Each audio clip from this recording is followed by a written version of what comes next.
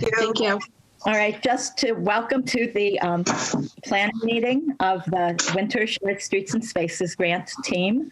And just so I'm going to go around for introductions, just for people that are watching this recorded. So I am Veronica Kell, Board of Selectmen, and Emily. I'm Emily Austin Bruns, Townsend Recreation Commissioner. And Bonnie. Good morning, Bonnie Fitzpatrick, Assistant Director with Townsend Recreation. And Emmy. Good morning, Emmy Hoff. I am the Director of Townsend Recreation. And Adria. Hi, Adria Boynton, Resiliency Specialist with Wesson and Sampson. And Joan W. Hi, Joan Watkowitz. I'm on the Board of Directors of the Nashua River Watershed Association and also Squanicook Greenways and also the Wild and Scenic Stewardship Council. And Joan S. Hi, Joan Savoy, Townsend Affordable Housing Trust Fund Chair. And so welcome everybody. And I hope you got my, do we have somebody else just join us? Oh, as soon as Jennifer connects to audio, we'll get her to introduce herself too. We just did introductions, Jennifer, so if you could just, your name and committee. Okay, hi, I'm Jennifer Eaton from the Townsend Conservation Commission. And I was just going to say, I sent out an agenda late last night, but it's like this god-awful long agenda. But what I wanted to do, I wanted the main pieces. My goal for us today is to get things as final as we can so we can start getting costs and paint estimates and all of that done for the financial piece of the grant. And I know that Margaret is going to join us. Not somewhere between 10 and 10:30. She should be on. And so that we can see what work she has done. I haven't had a lot of time this morning to look at email to see if I got anything from her. Well, I don't know if any of you saw anything from her this morning. No, just yesterday she sent a couple things to us with the signage updates she was looking at. Yes, correct. So going to, I guess this falls under crosswalk. So I'm kind of jumping around the agenda right now, but just so that we can talk about what I learned this morning. I ran into Jim Smith in Town Hall this morning, so we were able to have a conversation. So I just want to recount that right now before it just goes right out of his white-haired brain. So first thing he said is, for those of you working on the signage, he was so impressed with the document that the four of you put together and Emily sent out to all of us. And I know that he had a conversation, I think, with you, he told me, Emily, about all the questions that you had. And he said, once you have it ironed out for the things along 119, send it directly to Christopher Chambers. And I know, Emmy, I sent you, I think it was just to you, the stuff from him, probably yesterday. Yeah, I've got it. I've got that. It's in the signage pile. I can Whatever we end up with today, and I know Emily's going to be on the call till noon, and so is Bonnie. We'll get ourselves together, the very beginning of the week, and put together the finalized et ceteras that need to go to Christopher for those permits. Honestly, when I'm looking at through all of those emails that we've gone back and forth, and Emily's information and Heidi's and the lady from Century that I spoke to, it seems like a lot, but there really isn't that many questions left. I think it's just going to be a matter of us plugging through as a group. Jen, if you're going to be able to join us at the beginning of the week so that we can finish up with all of those, especially the trail signage too, we can get like that list, what needs to go to Christopher, what needs to go to Lori, which, questions we have for the RRFB, who needs to sign that off on. So I think it'll be really tight once we finish up today's meeting on those exact bullet points we need to answer. That's what I'm hoping. So he also said, I talked to him about, most of you aren't, I think it might be just Emmy and Joan W. who saw the thing about the RRFB, which I hadn't at Spalding School, the lighted, I hadn't asked Jim about that because my understanding was that we did not need permitting for it, but in fact we do. So I talked to Jim about that. He said, cut out the middleman. If Emmy's doing the talking to the district, when you send stuff to Christopher, include that in it. And it looks like what Margaret sent us, actually, she highlighted the things that we need to change. So basically the whole thing's already done. Oh, when did she send that? When did that come? This came at 12:30 yesterday. Okay. She answered your questions about the design, 10% design contingency. Oh, it's there. Okay. Yeah, so it's there. I'll re-forward it out to everybody so you can get a look at it as well. But she sent the actual design. Oh, for the, yes, I did see that piece. Yeah. Oh, the highlights are yours. You're doing the highlighting. Yeah, it's all highlighted with questions and answers. And like I said, I think if the four of us signage ladies can get together again on Monday or Tuesday, depending on weather and Zooming, et cetera, I think we could probably make those changes, especially with the information Emily's gotten from Heidi and the information that I've gotten from Century about some of these answers. And I'm sure that we can fill in and ask the appropriate questions to the appropriate people at that time. Excellent. And Adria, we need a signed engineering design on the RRFB. So there's the contingency that we can put in. So Emmy's showing you the picture that she sent us. I will forward that to you. So that's where Weston and Sampson would come in. And I sent Jim Kreidler an email. I had hoped to talk to him this morning, but he was on the phone the entire time I was at Town Hall, so I didn't get to talk to him because I wanted to make sure. He had said in an earlier meeting that we did not have to do any procurement since we don't have a town engineer, and that we use Weston and Sampson for a lot, that we could just include that in our grant asks, that you would be signing off on the engineering plan. I don't know about you personally, but you know. Great. I'll coordinate with our engineers and we would be happy to help with that. Okay, so I'll get the information to you that Margaret sent to me and the information that I get back from Jim Kreidler. Fantastic. That's great. I'm sending Margaret's right now because I need to get it to the rest of the sign crew too. So I'm just going to send that right. And send right it now. to Adria too, if that's okay. Yeah, I've got Adria on it and Jed and Bonnie, and I'll put both. Joan W is already on it, so I'll put Joan S, get her on there as well. And do you want me to send this to Jim since I'm in it already? Absolutely. He might have it already because I forwarded him an email stream that Margaret had said we need the engineering design. She had 2 bullets. I had sent it just to him yesterday, late in the day. Okay. I mean, I'd love to see it too. Yeah. Is Emily on it as well? Oh yeah. Yeah. Okay. Yeah. Jen Easton, Bonnie, Joan W already has it, Jim and Jim. And I've got it listed as RRFB Townsend MA. So you guys still have it in about 2 seconds. I already had it up because of the big specs. I kept them on my screen. So, all right. Nice work, you guys. Outstanding. You guys should have it in a second now. Can we look at the agenda then for signs, bike racks, and go through my questions and then any other things that come up, just to make sure that we're pretty well fine on this, because we're kind of at the point where we have to write up the grant and get our costs, see what else we need. So this is so exciting. Anyway, so I wanted to discuss the document and abstract changes from Emily, Emmy, Bonnie, and Jennifer. That was just a general. So is our list complete?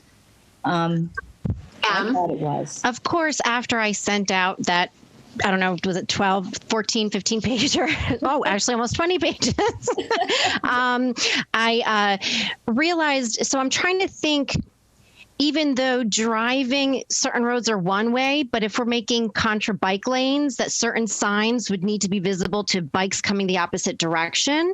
So I have a question about if we need the green bike route signs with the arrows on the corners of Highland and Route 19. So up kind of by the auto body shop and the Squanicook River there, so that people like at Riverbank, right? If I'm a bicyclist, if I'm at Riverbank, I just look up the street and I see where the bike route continues. Oh, so at the end of Highland and 119 where it intersects, that street right there? Right by the bridge. Yeah. I think originally we actually had to have a sign there, and then it didn't end up on the maps, and then I think we forgot. So and there's other areas like that. These three more. So Depot and 119 as well. So if people are coming back in the opposite direction, although that would be on the historic district corner. So I don't know about that, but that was another one. The end of Bow and Highland, if they were coming back in the opposite direction, and then Water and Route 13.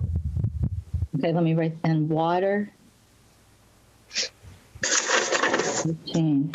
So in this case, we would need Joan to add the Depot and 119 and Highland and 119 into those, because I think there's already requests in her in the historic proposal for those areas for other signs. She would just need to add in the bike lane signs to those. I don't think Highland and 119 is in the historic district. At least it's not colored on my map. That was exactly what I was just going to check, because I think I agree with you, Emily. So Depot and 119 might be the only addition if that's the case. I have the one. So then we would just need to, so that's what I was thinking. Okay, so Depot and 119 to Joan W's historic commission, and then both of them for the permitting. We would need to put that on our list for permits for MassDOT because they're 119. Correct. And add them to those signs that we already have for those areas. Although I don't think we have anything at Highland 119. So Emily, would you be able to add that as a box on the listing? Absolutely. So that's I could add all of those to the document. Oh, excuse me. And these are all bike rail bike route. Mm-hmm. Okay. Yeah. So the bike lane ones on the ends. Okay. Yeah, I'm trying to, like I said, I think over the weekend I'm going to try and put together, because Emily's list is very, very, very clear. It lists everything. I'm going to try and actually just pull out those ones for 119 and create a separate document and see what I can do about adding the pictures. But I want to put those GPS coordinates on it because that seems to be something that they want in the permits. Yeah, so those ones at 119 specifically, it's like we need the GPS coordinates. Yeah. Emmy, if you'd like, because I already have it in a Word document with the pictures and stuff, I can make a complete list and then I can make the 119 document. If you want to send me the GPS coordinates, then I could just cut and paste those in. Okay, I will work on that this weekend because I actually have a weekend where it's not stacked with other things. So I was like, hey, guys, you want to go for a ride? It's getting stacked. Okay. So I will work on the GPS coordinates for the signage that we currently have on that we're going to have on the wayfinding sign map. Okay, so that takes the second bullet under so is our list complete? Emily added the 4 additional signs. The next thing was identify which signs need permits and get that info ready, including I had poll info to Jim Smith for permits from Chris Chambers. What I didn't know, so that what you just talked about, Emmy and Emily, is taking care of that second bullet. What I didn't know is timing of permits. Like, do we request these permits after we get awarded the grant? Or do we do that now? I was hoping to ask Margaret that question, that she would be able to answer that. It's something that I don't know. So I'm wondering if we request them and then maybe, and if we don't end up with the grant, at least we've got the permit in place. So the next one we go through, we can maybe do an update. So we're already in the system. Yeah. Because we all know the state doesn't move at race car pace. Exactly. So maybe talk to Christopher Chambers when you send that list. Say these, we are requesting the permits. Find out the length of time that the permit is good for. It might just be good for a year or whatever. But so that's that. Can we compute pricing? Was the next question. So I've reached out to CPC Signs on this entire document, and I can add the ones we just discussed. And I talked to Jim about hardware needs and things like that, so I'll add that to her estimate as well. Right now it's around like a $10,000 price tag. She did warn us that by the time we get this grant and put in the actual order, the price of aluminum could increase. So we are kind of padding it a little bit so that so because of the number of signs, they naturally give us some sort of discount. But if we were to go with the prices that they have online, which are a little bit more than what she quoted me, that would give us enough padding to account for potential aluminum price increase. Nice. Things like that. So we're working on that. So that's almost ready to go. I mean, we already know the bike parking, the racks, and then the repair stuff. So the only thing we're currently waiting on, and Emmy might have more information, are the "You Are Here" signs. So the "You Are Here" signs, I contacted a company. They're actually out of New Mexico and Arizona, believe it or not. They've got offices in Chicago too, but they're one of the few companies that design, engineer, and fabricate their signs. So it's not a bunch of sending them out and piecemealing them together. So I spoke with actually the president of their company yesterday. It was a pretty great call, and she's going to put some estimates together for those two "You Are Here" signs. And I spoke with her too about the thought that if this is something that makes sense to us and we want to use their company and they can do these two signs within our time frame, we're looking future forward to like Wild and Scenic doing the signage that has what do we stock the lake with and the pond with, and what's the historic significance of this area of Townsend. And those are those same sorts of signs, those reader board signs, and being able to add to or create adjacent signage that's all in the same look. We did discuss pretty in depth about the look of the town, that even if it's not in the historic district, we're not looking for modern glassware. We have a feeling to this town of old New England, and we want to stick with that as much as possible for the base stand of whatever signage we put together. So we're supposed to be talking again in the beginning of next week. She's going to put a quote together for those two. She's also taking a look at Emily's list to see if any of those specialty signs might also work better with their look, again, for a consistency. If we're looking at something that's specialized, it might make more sense to have their same design / Look and feel. Yeah, thank you, John. I'm like, my word, that's don't speak today. Yeah. I can't. It's Friday, Monday. So, so she was really, really helpful, exceptional. If you guys got the link and got a chance to look at her site, incredible. I actually asked my dad about them, and he's heard of them, which is incredible considering they're a company out of there in the States. I guess their work is superb. So that may come in handy in the future. With the rail trail, we have intentions of some historical signs and right. And that's kind of one of the reasons that I thought it might make sense to look at them instead of a smaller company that just does like a stamped metal sign, because we are future forward looking to really create this whole vision of Townsend, the history of it, the outdoor of it, and to try and create something consistent with a company that has a really great reputation would be excellent. So then I'll talk with her at the beginning of the week. One additional thing on that for the rail trail is we're going to need sort of a custom sign for ADA, for accessibility. One of the criteria you have to meet is you have to have some sort of signage that tells people what they're in for if they come out on this trail. So we've got to custom make that. So that'll all be great. Yeah, so I will make sure that you guys all have her contact information.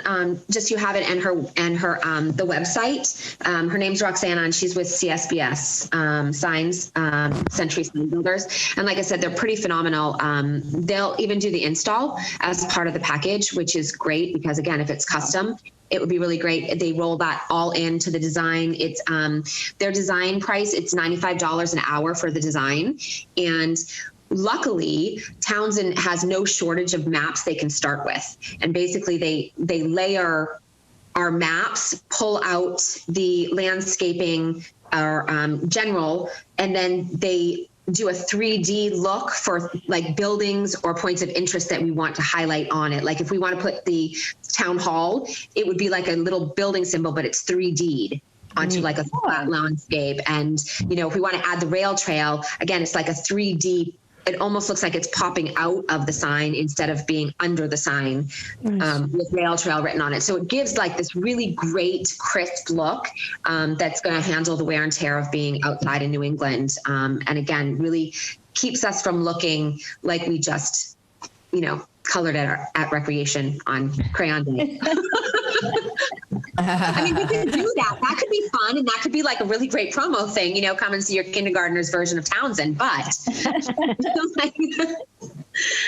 yes, I will be posted. The other question that I had kind of to Emmy's point. So if these other companies, right, if they're installing, they're going to be, you know, charging us a labor fee naturally. But do we have to account for our own town labor? So clearly a lot of this is going to be installed by Jim's team. Do we have to put that on our budget for the grant? If I remember right, there is a 10% contingency for engineering, and we can charge a 10% contingency for construction. Do you guys remember that the same as me? Yeah, and actually that was off of Margaret's email. She sent that. It's a 10%. Okay. And the application itself that Joan put on for Google Drive for us that we could all look at, it says under those costs, it says and staff hours or something like that. So that's part of what we need to put in as in the application itself for the grant. Because it does say and staff user and staff, I can't remember the exact phrase, but it mentions staff specifically for compensation.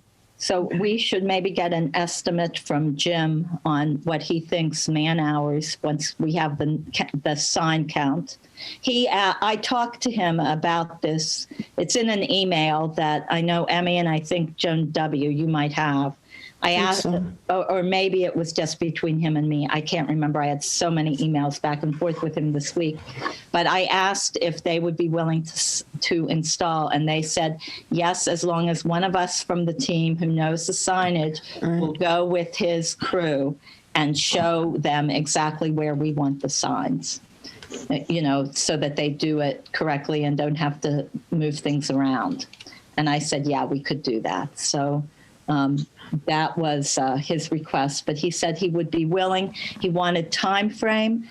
This was one of my questions, was turnaround time for these signs. So what I told him was, we really can't expend any funds until the end of March when, you know, and if we are fortunate enough to be awarded the grant, that then there would be turnaround time for the signs. So I expect it would be May that we would do the sign installs.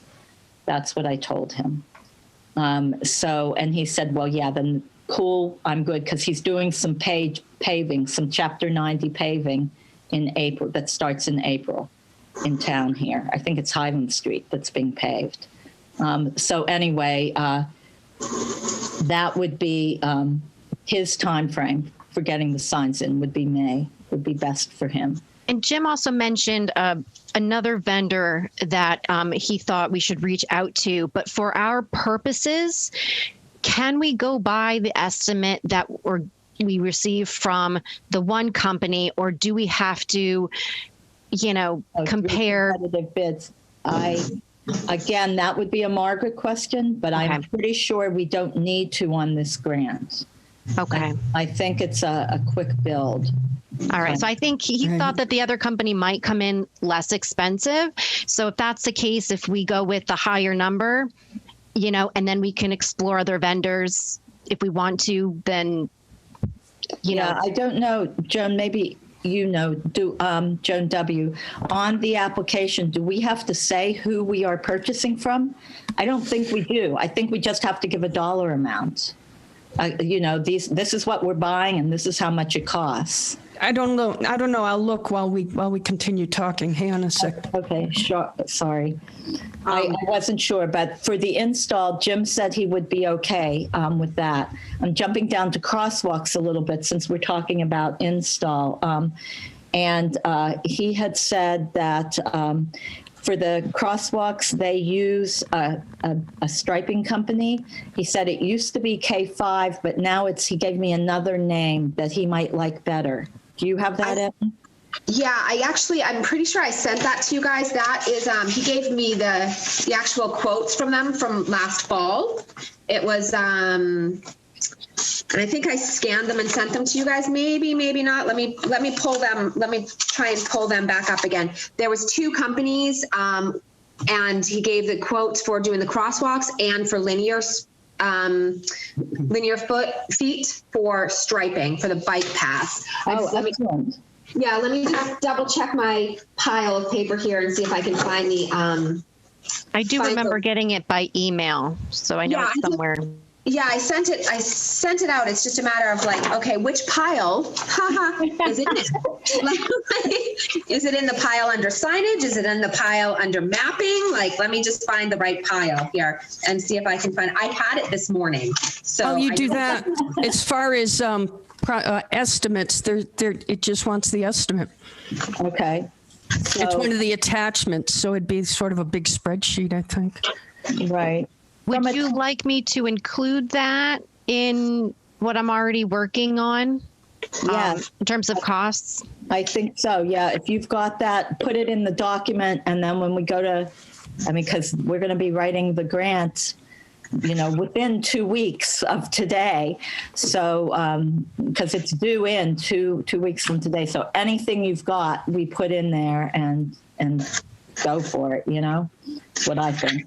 Can I say back to the question of do we need the permits?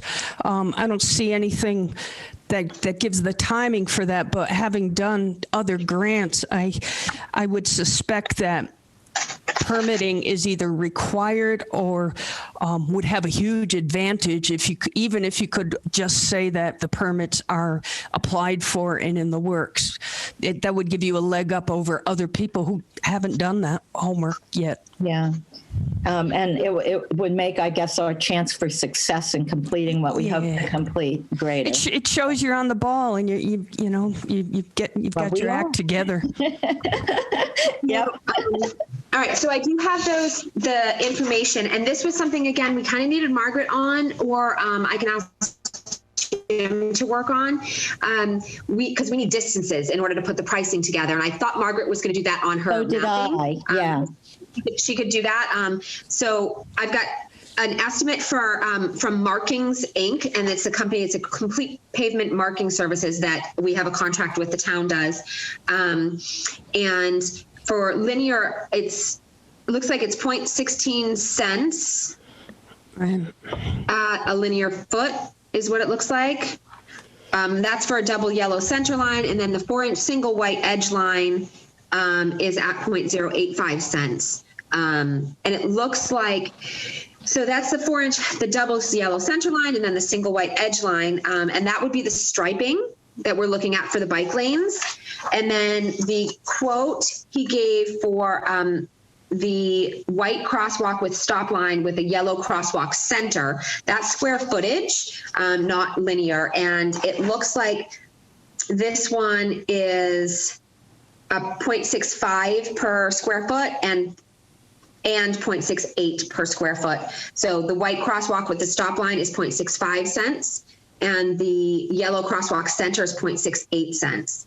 And then it looks like on these quotes, it looks like what I'm reading here is that there's a $1,250 mobilization charge is the minimum mobilization charge for doing this. What does that mean? What is mobilization? I have no idea. So that's a question that I'm going to ask. That would probably be for getting all the gear out into the spot and, mobilized. Yeah. That's my thought too. So, so we would have it installed. We would have them painted by someone else. No, they would do it. I think they do all of it. I'm guessing because that's what it sounds like. I thought the highway department would do this. No, the highway department doesn't do the painting. Oh, that's right. They contracted. Sorry. They contracted all out. Gotcha. Yeah. And then I do have a second quote from a different company, and they have a 0.69 for both the white and the yellow as their rate per square foot. And I don't have anything for linear from them. This was just for the crosswalks with the yellow middle. And this was done, these were both done, it looks like in, quote 2020. And it looks like they were both done in August of 2020. So not that long ago. So I'm guessing the pricing is pretty soon. The only thing we need from these is the actual distances, like how big are they? And I will say, Jim has an email in here that says he has 10 existing crosswalks with approximately 1,250 linear feet of 12-inch white. So he actually has the dimensions of our current 10 crosswalks that have the yellow center. I have those dimensions already. I don't have the dimensions for any of the crosswalks on 119. Okay. So 119 we're missing. And then the striping distances, linear feet, that we need as well for the bike lane so that we can approximate the cost for that also. Okay. So if we don't necessarily need to determine which ones are yellow versus white at this point, I don't think. I mean, maybe it is part of the abstract, but if it's not, we could estimate the higher priced striping and, for the purposes of just the budget and asking for a certain amount. And then we have the time to kind of determine that between now and when we receive the grant, I would think, as a thought. My thought on the crosswalks is go with the yellow on the town roads, the town roads having the yellow crosswalk, and stay with the white for, what's exactly there on the other until we can find a grant that allows us to do the sunken pieces in the middle, what Jim was telling you about, Emmy, which he told me about this morning as well. He's like, it would be really great to get those, but that is a different grant. I think I might have sent out pictures because I figured if we stuck them in the file, we'd have them for next time we do this, because that would be awesome. Right. But yeah, I guess I don't know if I'll be on, if Margaret will be here before I have to leave, but yeah, that's the distances. That's what we're going to need, because like I said, the numbers are already here. We just need to plug the distances into the numbers for the square feet and the linear feet. And if she's not going to be able to do those, Jim had said that him and his crew, him and his foreman could go out and do some of that. So we just need to know if we need to get them out there or not. Or not, right. Okay. So when Margaret gets on, I hope Hartley's monitoring I forgot to tell him to please monitor to see if because sometimes, you're waiting to be admitted. I'll send him an email, Ronnie. What? I'll send him an email. Okay. Just ask that he check for Margaret coming in. So may I bring up something about crosswalks? Sure. So we, the rail trail group, Squanicook Greenways, met last night, and I kind of described this whole project to them, and everybody is hugely supportive and thankful, really appreciative. One thing that came up is I know that we're concentrating on the center of town, but someone asked, would there be any possibility of adding a crosswalk across Old Meeting House Road where the rail trail will cross? So I didn't know, maybe yes, maybe no. You mean down the south of 119 part of correct, yeah. Yeah. Oh, I hadn't. That's an addition. That's a town road, though. Yeah. That's an interesting. Oh, but there's no crosswalk there now, so that probably requires an engineering study, right? Never mind. The town road, maybe not. I'm not, in general, yes, that's what I've learned in this process. In general, you need studies. And so we can get those if we request for district local technical assistance from MRPC. The town has to request that. It's like once a year for that to happen. So we can put this off until our next round or whatever. That effort. At this point, I would say we need to stick with what we have within our area. I'm afraid to add something, but that is a good idea. And maybe if we have extra paint. I'll go out at night. We can talk to Jim.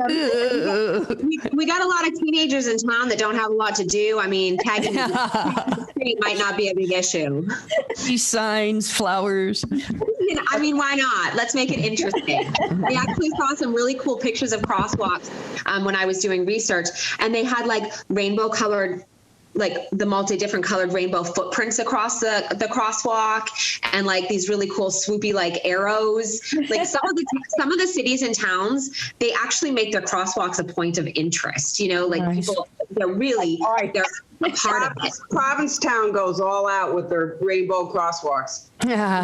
Really neat to see some of the choices. You know, fish swimming, like all sorts of different things. Yeah, that would be cool. Right there on Old Meeting House Road by the river there. Yeah, I mean, that's a good idea. Yeah, so it might make sense. As like I said, when we get to that point, it could be doing these crosswalks could be a real adventure with the embedding and the look and the color. I mean, we could be something really.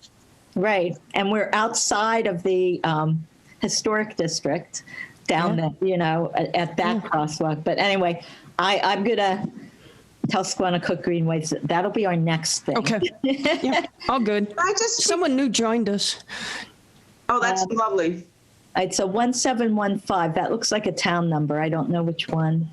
But anyway, go ahead. Well, can I just quickly add to something Emmy just said? She said the word teenager. And, teenagers as a group are so underserved and under-recognized, and they need attention. And it would be lovely if, down the road, I think that's a great idea. We could consider them helping and getting involved. And they probably aren't allowed for liability reasons to paint crosswalks. But, with what we're doing with this grant, to get kids involved in some of these outings and have them, have the teenagers lead the groups, would be fabulous. And build our next generation of community service and active town residents. Right. Correct. Right. So, yeah, that would be great. It would be. So. We'll put that on the recreation programming list along with the bike club. And the run club. Add it to the list. I'm adding it to the list. I'm adding it to the list. All right. So just going back, I think we've covered pretty much everything under signs, bike racks, bike repair stations, pricing, GPS locations, installment costs, who will install. I'm going to slip down to crosswalks and then come back up to the appropriateness, Joan S. So we've been talking about crosswalks. I think our location, count, and style, Emily, that's back to what the document you had sent in. I had sent that to Margaret and said, we want all of these. And so hopefully she has a map and some estimates that if she can't get in on the call today, that she will have, for us soon so that we can look at. But I would say that that's pretty much where we are. I'm getting your internet connection is unstable. So if I freeze, I might have to come back in. And then I'm skipping the little question that she sent to us yesterday. Signs for pedestrian crossings. It was, do we need a MassDOT permit for crosswalk signage on Route 119? And I am assuming that, yes, we do. I'm not certain on that. So that might be a Chris Chambers ask. Those are the walking people and the arrows that point to the pedestrian. This is a pedestrian walkway. Those. I didn't really ask about pedestrian signs when I was talking to Jim. I thought they kind of came with the crosswalk and that you were just kind of allowed to have one if you had an approved crosswalk there. So that was my question that needs to be answered. So And then the RRF. I think Margaret has that information because she actually sent us the actual code numbers for those specific kinds of signage. And she had said, you know, if the crosswalks are there. Now, I know some of the crosswalks, the town ones anyway, some of them have the little walking guy that says ahead. So they're prior to, unfortunately, visibility in this town. And again, the condition of the crosswalks, that's not really helpful because ahead where, you know, so I think some of them were still looking for the little man with the actual diagonal arrow coming down to be at the actual crosswalk. And I think Margaret was looking, she was going to be looking at, again, Google Earth and all of the photos and stuff that we sent. And she had sent those code numbers. I don't remember. Ron, we talked about those yesterday. Like WA-9C. I looked at all of those. I clicked on them and I looked at them. Yeah. And but what I didn't know is do we need permits for those, you know? Yeah. So that might be a Chris Chambers question. Yeah, she said something about getting D5 permitting. So that must be it. Is that what she's talking about, maybe? Yes, that's what she's D5 permitting. Do you want me to call on that, Emmy, and see if I can find out what that is? Yeah, if you do that, I'm waiting on a call back from Lori about all the traffic stuff and crosswalk stuff. So, but if you can find out about that actual signage for the pedestrian stuff, that would be great. Because, yeah, I'm not sure if those would be permit necessary or not because they're already. I thought if it was an approved crosswalk, you could just put those signs on, but I don't know. So I'll find out on that. Okay. The RFB at Spalding Memorial School. Signed engineering plan needed, and can we install one? So this is a permitting question, so maybe ask Lori that when she calls you back, Emmy? Yeah, this is the RFB, yeah, and this is a question for Lori. What amount of paint and what colors? We talked about that already. And what is the cost for paint? We've addressed that. So the only other thing under crosswalks was a question that Margaret sent yesterday. And she said, and the question is, can we put a crosswalk at Depot Street where we wanted one? And we backed off on that because we thought we couldn't. But she says, one more item to add to the list of MassDOT district traffic coordination. The intersection of Depot Street and Route 119 could potentially have a marked crosswalk because as an intersection, it is a legal pedestrian crossing. It would be good to hear from the district about this possibility. So that's an added crosswalk. What do you guys think? Do we want to go there or do we just want to drop it at this point? Well, if I'm talking to Lori, I could just ask her. And if she's like, no, you need to do a lot, then we can just be like, let's drop it and we'll deal with it when we do the other crosswalks. But if she's like, yeah, that's fine. It's already pedestrian legal. Just give us a drawing of it. Then we can just match up the drawing, right? Okay. All right. Then it doesn't hurt to add ask. that to your list. I got it. I'm doing the RRFB permitting. I'm going to find out about that. You're going to ask the other question about Depot Street. Yeah. Okay. Hey, And the crosswalk signage. can I segue back really quickly to the little man signs? I mean, look at this group. Can we get some little woman signs? Or can we get like gender neutral signs? I mean, I'm not kidding. Let's get real here.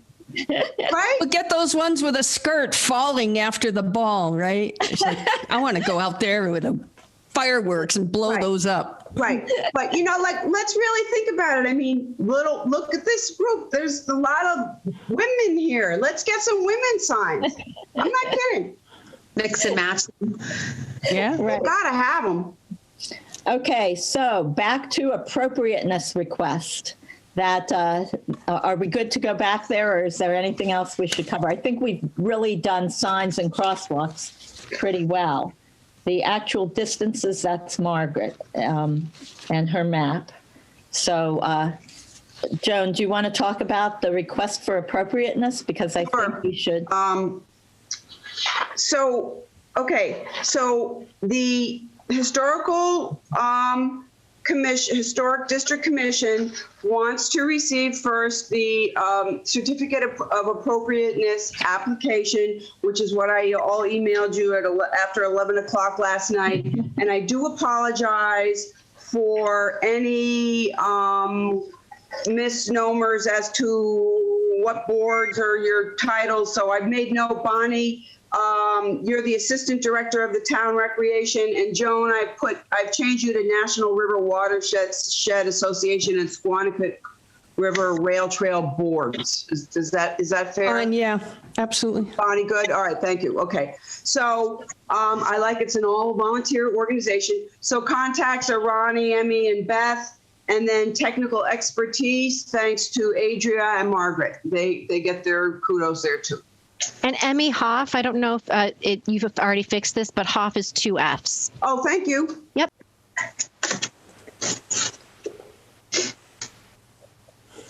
Okay, so I will fix that. Then, again, just shout out.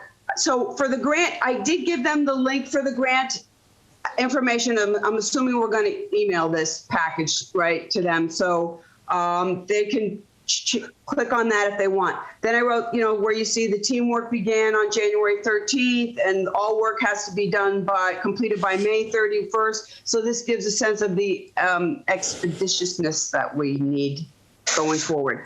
Now, Ronnie did say the good news is they're going to need probably 2 weeks to at least to get an approval here minimum, because they have to have a meeting and all that. But at least when we apply for the grant with the state, we can say we have applied to for an appropriateness certificate from the Historic District Commission.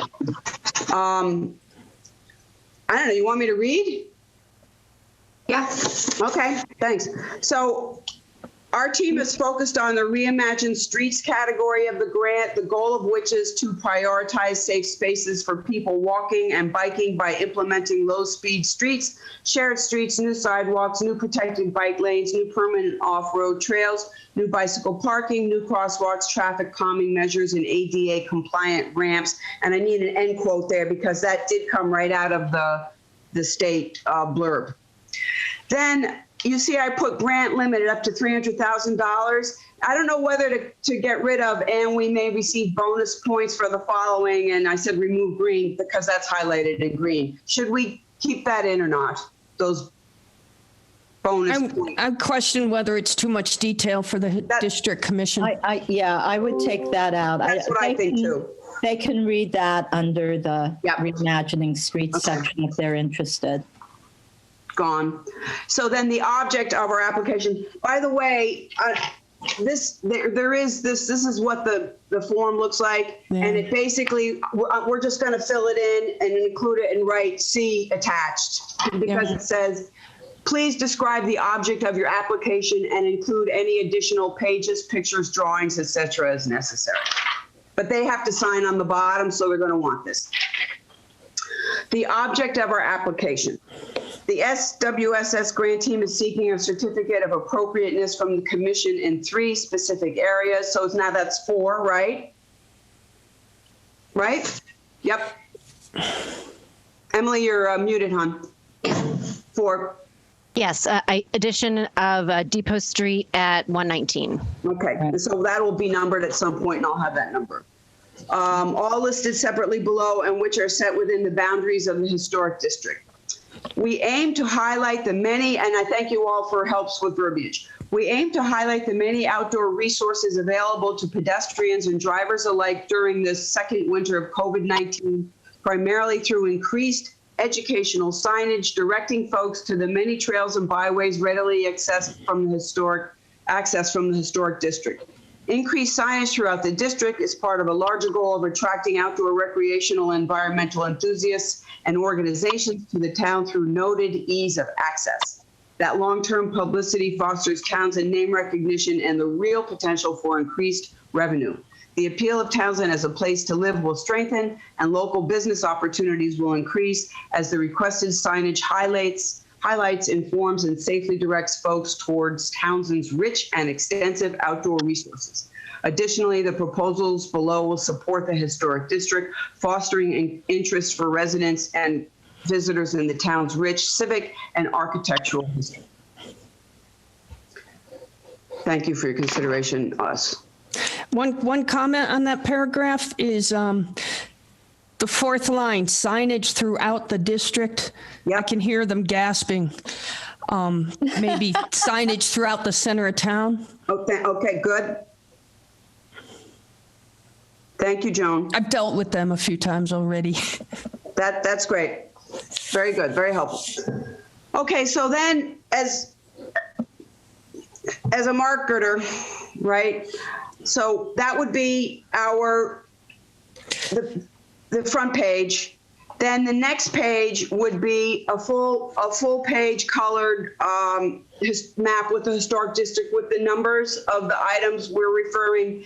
And I think we should leave all the numbers on there so this is what I'm thinking at this point. They should see all the places we are looking at, but the numbers we're talking about with them should be highlighted or bold or a different color or something. I'm good with that. The question I have for Joan W., since you've dealt with them before, is having all the signs on the map, will that freak them out? Or should we just have the ones in the historic district? No, not all I the don't signs, know. just all the numbers. All the numbers that on Emily's picture, her numbers. I did want with that.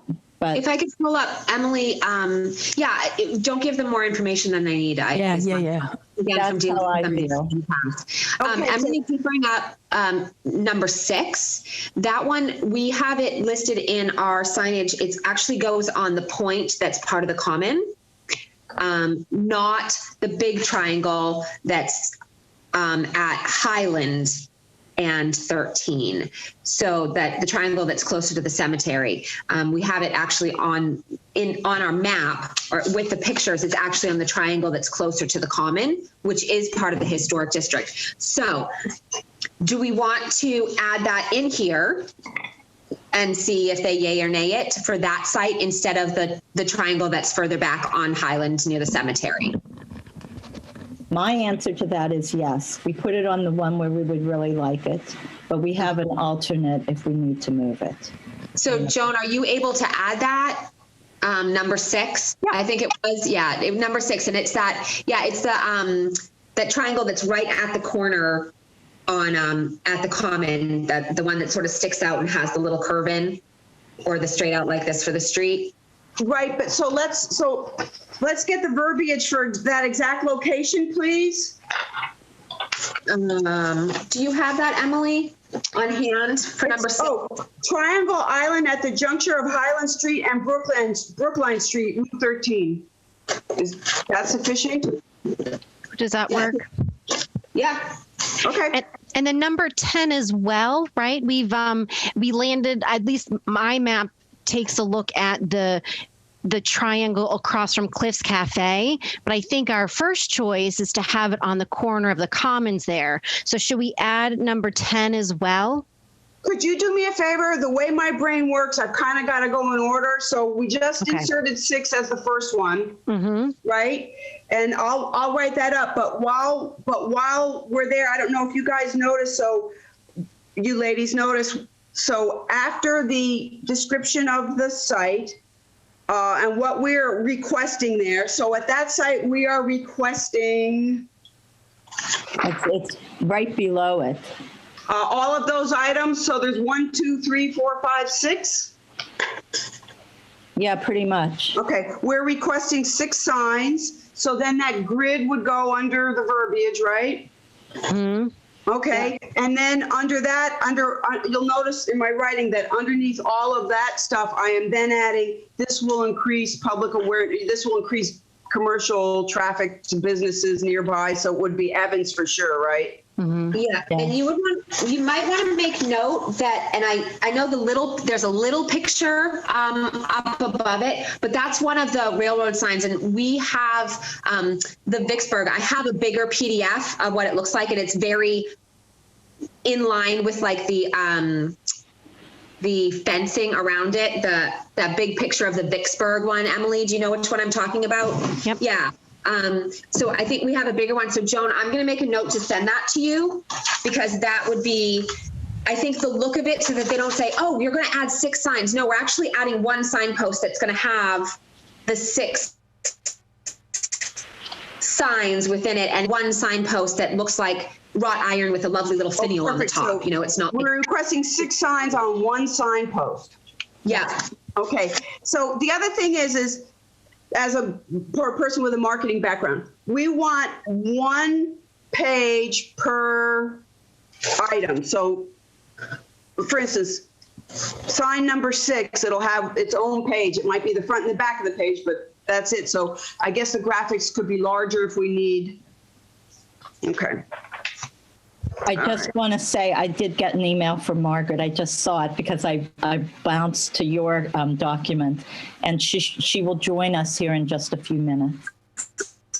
Oh, great. So. Okay, so then it would be, so next would be 7. Which would be almost the same exact sign. Yeah. As 6. So it's 3 signs on one post? It would be 6. Yeah, so 1 post with the 6 blades. Oh, they call them blades, thank you. Yeah.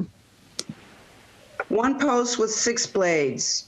That's site number 7.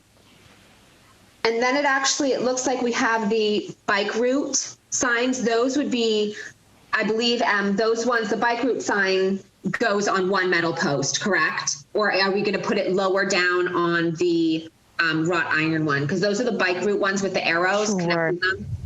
Did you have that listed as a separate, in like when we did estimate, is that a separate one with the U, or are we going to try and put it on the empty one that's already there? Because we might as well. Yeah, I wasn't quite sure, honestly. I think we could do either or. Yeah. I think you asked Jim about that. Can we use that pole? That pole seems short to me, that empty pole. It just looked short to me. We might have to, I don't know. Anyway.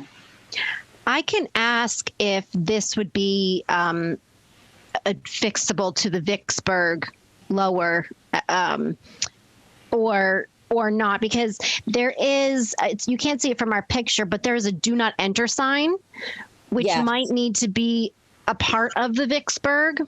Mm-hmm. So I think probably the bike route and the arrows would be on a separate U channel.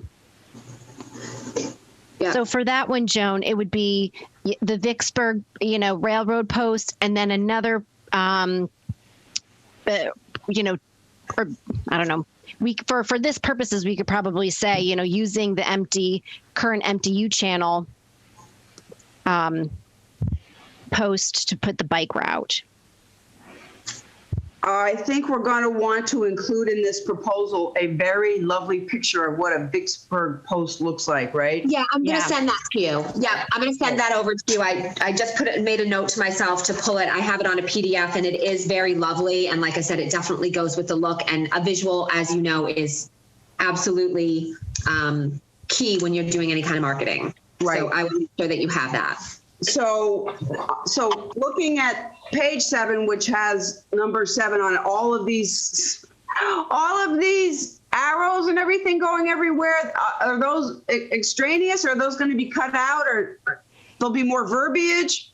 I read this as, so on 29, there's an arrow that points to the right. So we would take the right arrow from one of those. Yeah. And then for 30, there's an arrow that points up. So I assumed we're looking at the up arrow. Am I reading that right, Emily? Right. So it would be the one bike route coming facing one direction, one bike route, and then it would be an arrow right to School Street and an arrow up to Highland Street. And then on the flip side, it would have just the left arrow to School Street. So maybe the verbiage in those grids, it would need to read something like right facing arrow only. I mean, that's what someone like me would need to read. Okay. Yeah. Sure. So just add the words to your to the text arrows that you've got there. Mm-hmm. Yeah. Okay. I'm understanding. Sorry, I'm writing notes myself so that I know what to look for when I'm pulling these other signs too. You just want to be as comprehensive as possible, and you have to think about every brain type. How everybody thinks and processes. You know what I mean? So. I had no problem. I'll just throw that in. It looked like, I looked at that and thought, no. And then I saw the 29 and I said, oh, we're just doing the right one. And anyway. If it's helpful, Joan, because I'll be pulling out the certain ones for just 119 for the DOT. If you want, I can pull out just the ones for the historic district similarly and have them just on one single page so that you don't have to manipulate and whatever. It's already in my Word document. Absolutely. Thank you. Yeah, but then just for what's for them, no extraneous graphics. All right, so then I'll rewrite then the site number 7 to the best of my ability. And then the next site, all right, so we want to talk about 10 here, right? The consensus, everybody said that 10 was not in, but now we're saying 10 may be in. I can add a new photo, so it could be the corner of the common, or if Emmy or Bonnie, if you're at the rec building and want to take a picture of that, I can add it to this document so it shows our Plan A instead of our Plan B spot. So this is the corner at the four-way intersection, correct? That's what we were looking at? Yes, okay. Yeah, when I head out of here, I may be able to grab it, or I'll do it when I come back this afternoon. Cool. This is where 119 and Highland Street And 13. and 13. 19 and 13, the traffic light smack in the middle of town, Yep. right? Right And across at the common on that corner was where we wanted it. On But the if we common can't- side. This that Emily has for number 10, the picture there, that Osgood and 119 is our Yeah. alternative. Yep, okay. So, All right. I'll add that. Yeah. Are we ready to go into 12? Sure. Okay. So this is the one about the bike rack. We are requesting a 4-slot bike rack and repair station with no signage. This provides safe bike parking for those coming to the rec center who are primarily children. The repair station is for community use, and those on the bike trail, which runs directly behind. Does the bike trail run directly behind the rec center? It doesn't, right? No, we're going to have the bike lanes behind the rec center going to the bike trail. So we're actually, maybe you use words that are like, for community use and I don't know, connectivity with the new bike lane and trail In the center of town. in the center of town, right? Center of town, what have you.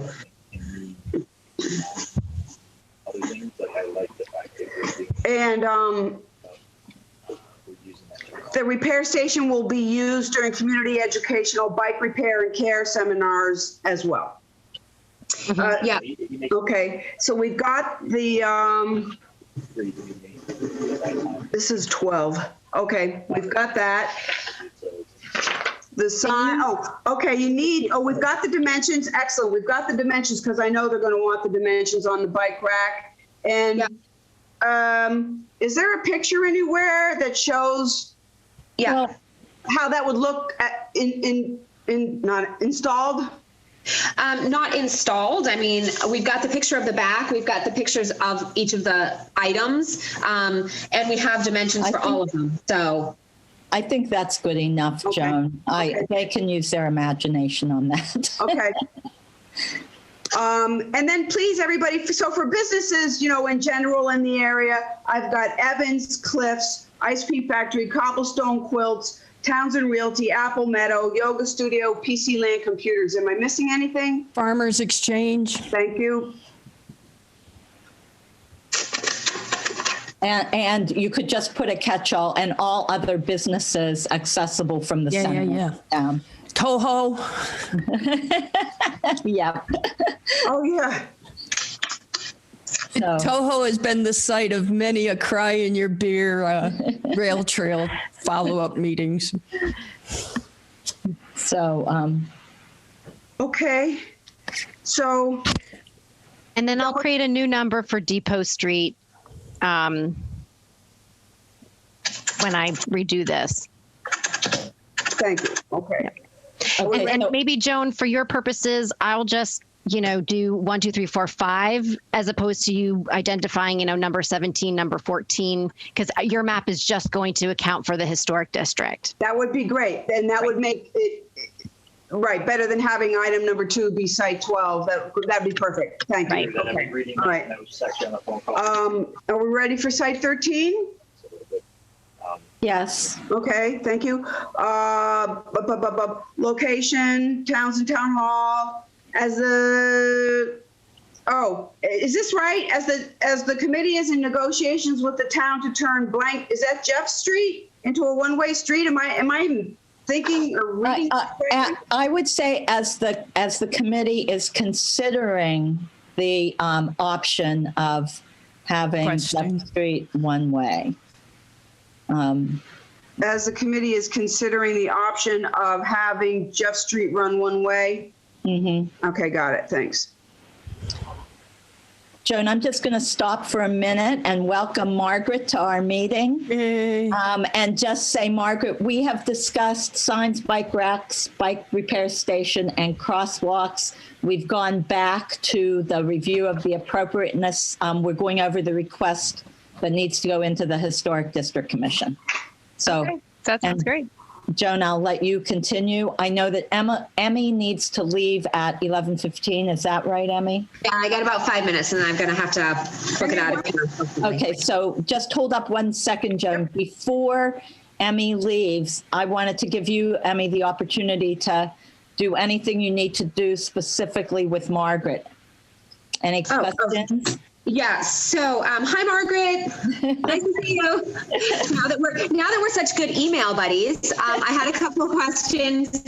So, the distances, the linear square feet or the linear foot and the square footage for the crosswalks, are you getting me those distances, or do I need to ask Highway to grab them for me for the bike lanes and for the crosswalks? Because we have a quote and we want to be able to price them, actually give the pricing for them. I saw that. Yes, I will give those to you. I have a kind of back of the envelope calculation that I did. I just wanted to see how it matched up with. You sent over a couple different quotes. Hang on, let me pull this up. Okay, so you sent over Markings Inc. and also K5. So that was a question I had for you.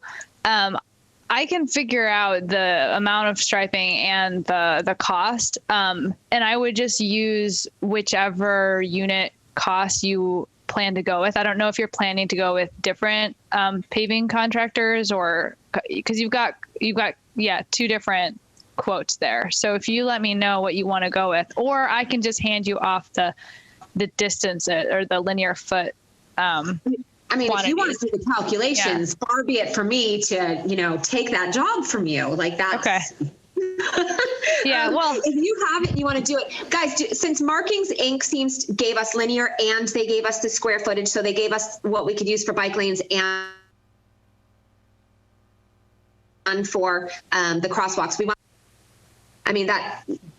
So the one from Markings, Margaret, if you want to use their numbers, or if you have, and again, I don't know, is there like a general across the board number to go at? I too am kind of concerned with the pricing going up for a lot of stuff lately. So, if we want to look at that.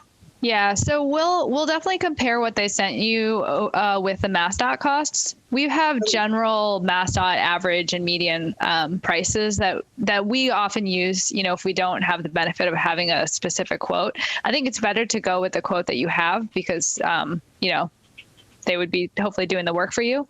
Right. But we'll also add a contingency as well. We can add up to 10%. I think I said this in the email to Veronica, up to 10% construction contingency per the grant guidelines. Which is perfect. Okay, so I had that for you. What else did I have for Margaret? Okay, so the Depot Street, I'm going to check on that with MassDOT. Now, the numbers, the W11s and whatever that you gave us for the pedestrian walk cross signs, those are signs that I need to bring to Christopher for permitting, or do those not need permitting for 119? I believe because they're state, those are the numbers you want me to use to get for permits for those crosswalks. Is that right? So I think that's a question you need to ask them. Do you need a permit from them to be able to install those signs? Okay. Yeah. let So me the take a note of signs that. for really everything, the signs, the striping, and the RRFB. Okay. So And now I've got to call in to Lori for the traffic, and then we're pulling, I guess we're going to use Christopher, and we're going to detail all the places on 119 that we think we need permitting, which is all of them, right? And then we'll send that off to Christopher, and he can tell us where we need to go on that one. But I wasn't sure if these are the warning and supplemental arrow, and then the little walking person, right? Is there a little walking? Yeah, the diagonal pedestrian warning signs. Okay. Yeah, those would be placed. Every single crosswalk should have one of those right at the crosswalk, and then depending on the location, we might also add the one that's the same thing but 100 feet in advance with a head plaque. So we have some of those that the town did for ours, like at some of the schools all have them, and there's one at the Sterilite on 119, but not all of the crosswalks have them, and none of the crosswalks have signs at the crosswalk. A lot of them have the ahead ones, but there's nothing to actually on the sidewalk itself to say here is the sidewalk, and especially when the paint's gone, I mean, Yeah. Okay, so I have that on my list as the questioning for all of the DOT stuff. Lori and Christopher and us sign ladies are going to get together the beginning of next week and go over the spreadsheet list, basically, of which ones we need to for 119. And then I think that was it that I needed from Margaret, right? Was there, did we have another question on the signs?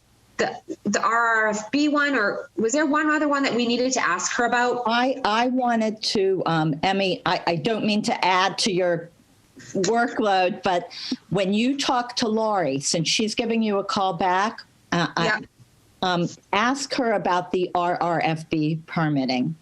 Yes. Add that to yours to ask her. And then if I need to make an additional call, I will.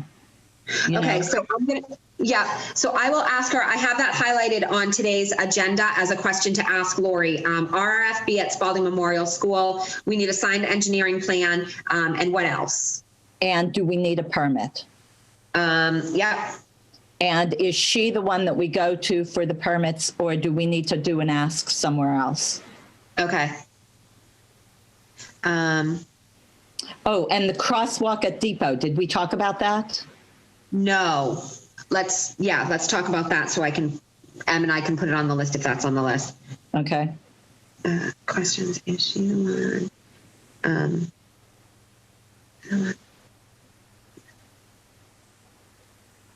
Okay. It's a lot, but Lori's calling you back, so. Yeah. And then let me know, and I'll take it from there if I need to. Okay. Or ask someone else. Okay. Okay. So basically everything that we're going to get that I need to go over with Lori is also stuff that we're going to be sending over to Christopher. Is that correct in my understanding? Yes. I think Christopher does the permits for the signage along 119. Lori might be the crosswalk person, and it might be different set of permits. For the pedestrian signs. I don't know if the pedestrian signs are Lori or Christopher. I don't know that. And the RRFB would fall under both, I would think. I believe so, yeah. Because it hits both. Margaret, do you know which segment of Mass DOT we should be looking at for that? I assume traffic. Okay, so that would be Lori. Okay, so I've got the call into Lori. I'm hoping to hear from her soon. She knows of our timeline. So, and then I'll just, if I don't hear from her by, midday Monday, I'll just start bugging because, Okay. It's my job. And I think that's all I had for Margaret. Jen, Bonnie, I know you're heading off too, but if you guys want to do some really great notes and just fill me in, I'm going to shoot off now. And Veronica, feel free to give me a buzz as well if you had anything to add to that. because our Okay. emails are getting like crazy long. I know. Joan, same thing. I already sent you the picture, Joan S., of the Vicksburg sign. If you want something more detailed, if you want the breakdown of the pieces to show them because it has the actual dimensions, I can send you the link for that as well. Because there is those blades, there's 3 different sizes we could get. And the little end cap pieces, same thing. So if you want that as well, just to make your details in place or just to have them in case they ask questions, let me know and I'll get it over. My guess is the commission's going to want to know what size blades are going to be installed. Yeah, and I think we're looking at the smallest ones because again, we want to have a small footprint. We want to have a small, we want the visibility to be there, but we don't want to disrupt the look of our town. So Margaret, again, thank you so much. I'm sure I'll be emailing you. Thank you guys so much. Okay. Adria, we didn't get there yet, but totally loving the preview you did for the meeting. And as soon as you guys all give the heads up, I'll JPEG it too so we can put it on social media. Okay. Nice to take a breath. Emmy and Bonnie, thank you very much. Great work. And we'll go back to Jones Historic District Commission, and then we're getting to bike lanes, Margaret, which is where we'll have you going on this. So, and bike lanes in the map, and then Joan W., the grant application. So, all right, Joan, continue on with appropriateness. Continue on, Wayne. You were at 12, I think. Where were we at? I was at site 13. I think we're good there. Then the last one, we're going to add depot in 119. And since that information hasn't been written up yet, I'll add it when we get it. Is it inside? I guess it is inside the historic district. Is that the crosswalk that you're talking about? Depot in 119? Bike route sign. The bike route sign. Yeah, add that in. I would just put anything that we think is possible there. So that will be our 5th ask. That will be the last one, right? Okay, and then It would be our 6th. 6th. Just because of the signs at Town Hall for the one-way. Yep. Although I need some clarity on which way is the one-way, which might affect, which signs go at the beginning of the one-way or versus the end kind of thing. Okay, so the direction, and this is one of the things that Emily is going to Lori on. Because, and I don't know who all got all the emails that I've had back and forth on this, but because it is, because Riverbank connects to 119, that becomes state control. And Emmy has to clarify with Lori that we're 2-way right there. But because she thought it was 1-way right there, we need a traffic count at the junction of 13 and 119, which we do not have, and we can't get in time for this grant. So that would nix the 1-way down Jeffs, but it will go, the 1-way direction will be from 119 going towards Route 13. And it will be from the end of the Town Hall parking lot because we still want 2-way in and out from Town Hall. So it would start right there at the picture that you have with all the snow, right there on that corner. It would start right there with 1-way, and the 1-way direction would be going towards the Jeff Street parking lot. So, and if you were on Route 13, you would not be able to enter Jeff's there. You would have to go around to Riverbank. Okay, so I might have to switch around the 1-way and the end 1-way signs on my sheet, but I mean, I think the signs stay the same. I think it's just what is actually located there has to be crisscrossed. Yeah. But that makes more sense in terms of at Riverbank, if we encourage parking to Jeff Street there versus Jeff Street parking on the other one, so I will redo that. And even if we can't do 1-way, I wouldn't encourage Jeff Street parking from Route 13 anyway. I would want it from 119, that in the hopes that further down the road, if we get safe routes to school implemented, or we have we're meeting with the people from Boston Safe Routes to School and the principals at the middle and elementary on February 25th to see if we can, the town is on board with it, the police, everybody is on board, but the schools have not signed on. So this is the, so that meeting for that is the 25th. And any grant application that we would do for that would not be for at least a year out. So we're looking at a year from now. As far as bike route signs there, since in our proposal, are we going to say that we are in discussions to make it one way? Therefore, if we add the bike route signs in the proposal or in the quotes, it's okay for it to be there. I shouldn't eliminate that.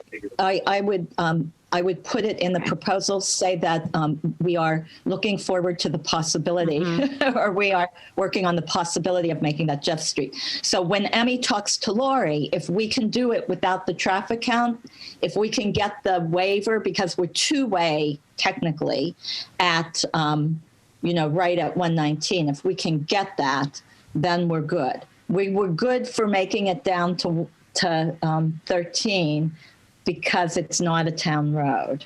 So, we have to talk about, well, can we keep it two-way to the parking lot and then one-way down Jeff's? I don't know. So get the signs, I guess, is great. What I'm saying. And then hopefully we'll be able to get that in place eventually if we can't this round. So. Okay, thanks. All right. So, Joan, are you all set with the Historic District Commission?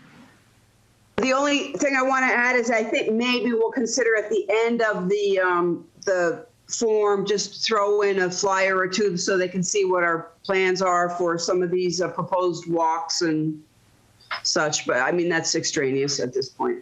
I don't know that I would. No. I would keep it. I don't know, Joan.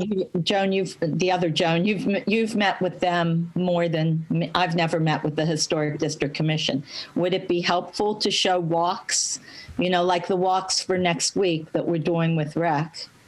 No, I think they want as little as possible. Yeah, I think they just want to look at the signage in that district. Thank you. So that's what I would do. So. All right, so we're set with that. So if you would update that, Joan, and get it all out to us, maybe, early next week, we can get it to the Historic Commission for their consideration. So Margaret, this might be a question for you. For the grant application, if we don't have that approval yet, we can still apply, correct? Yes, you really just need to be able to tell them how many signs you want to put and what the cost will be. And you want to be able to show that you have a very clear idea of where you want to put them. So, from my point of view, what I've seen from other towns, it seems like MassDOT will find your submission to be very comprehensive for your wayfinding. Excellent. Okay, thank you. So Joan, just get that out to all of us when you've got it together. So, okay, thank you. All right, so I think we're set now for bike lanes. We have about 30 minutes left at the most. So bike lanes and maps. So Margaret, I'm going to turn it over to you and tell us what we should know or need or do or. Yeah, sure. So I'm going to share my screen. So I haven't drawn any concepts yet. I've been trying to get a handle on the list that you sent. And I want to zoom into a few locations and just make sure. I want to hear from you kind of how those locations operate. Okay, hang on. And Adria, I just want to say, I see your note. So we should talk about that before you have to get off for sure. Can you share, Margaret, or do we need let's see, I need sharing privileges. Hartley, are you there? We need to give Margaret hosting so she can share her pictures, if that's possible. You're on, Hartley Hurd. Okay. Thank you, Hartley.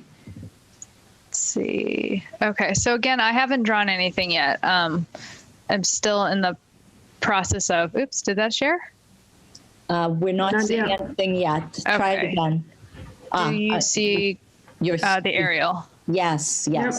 Okay, great.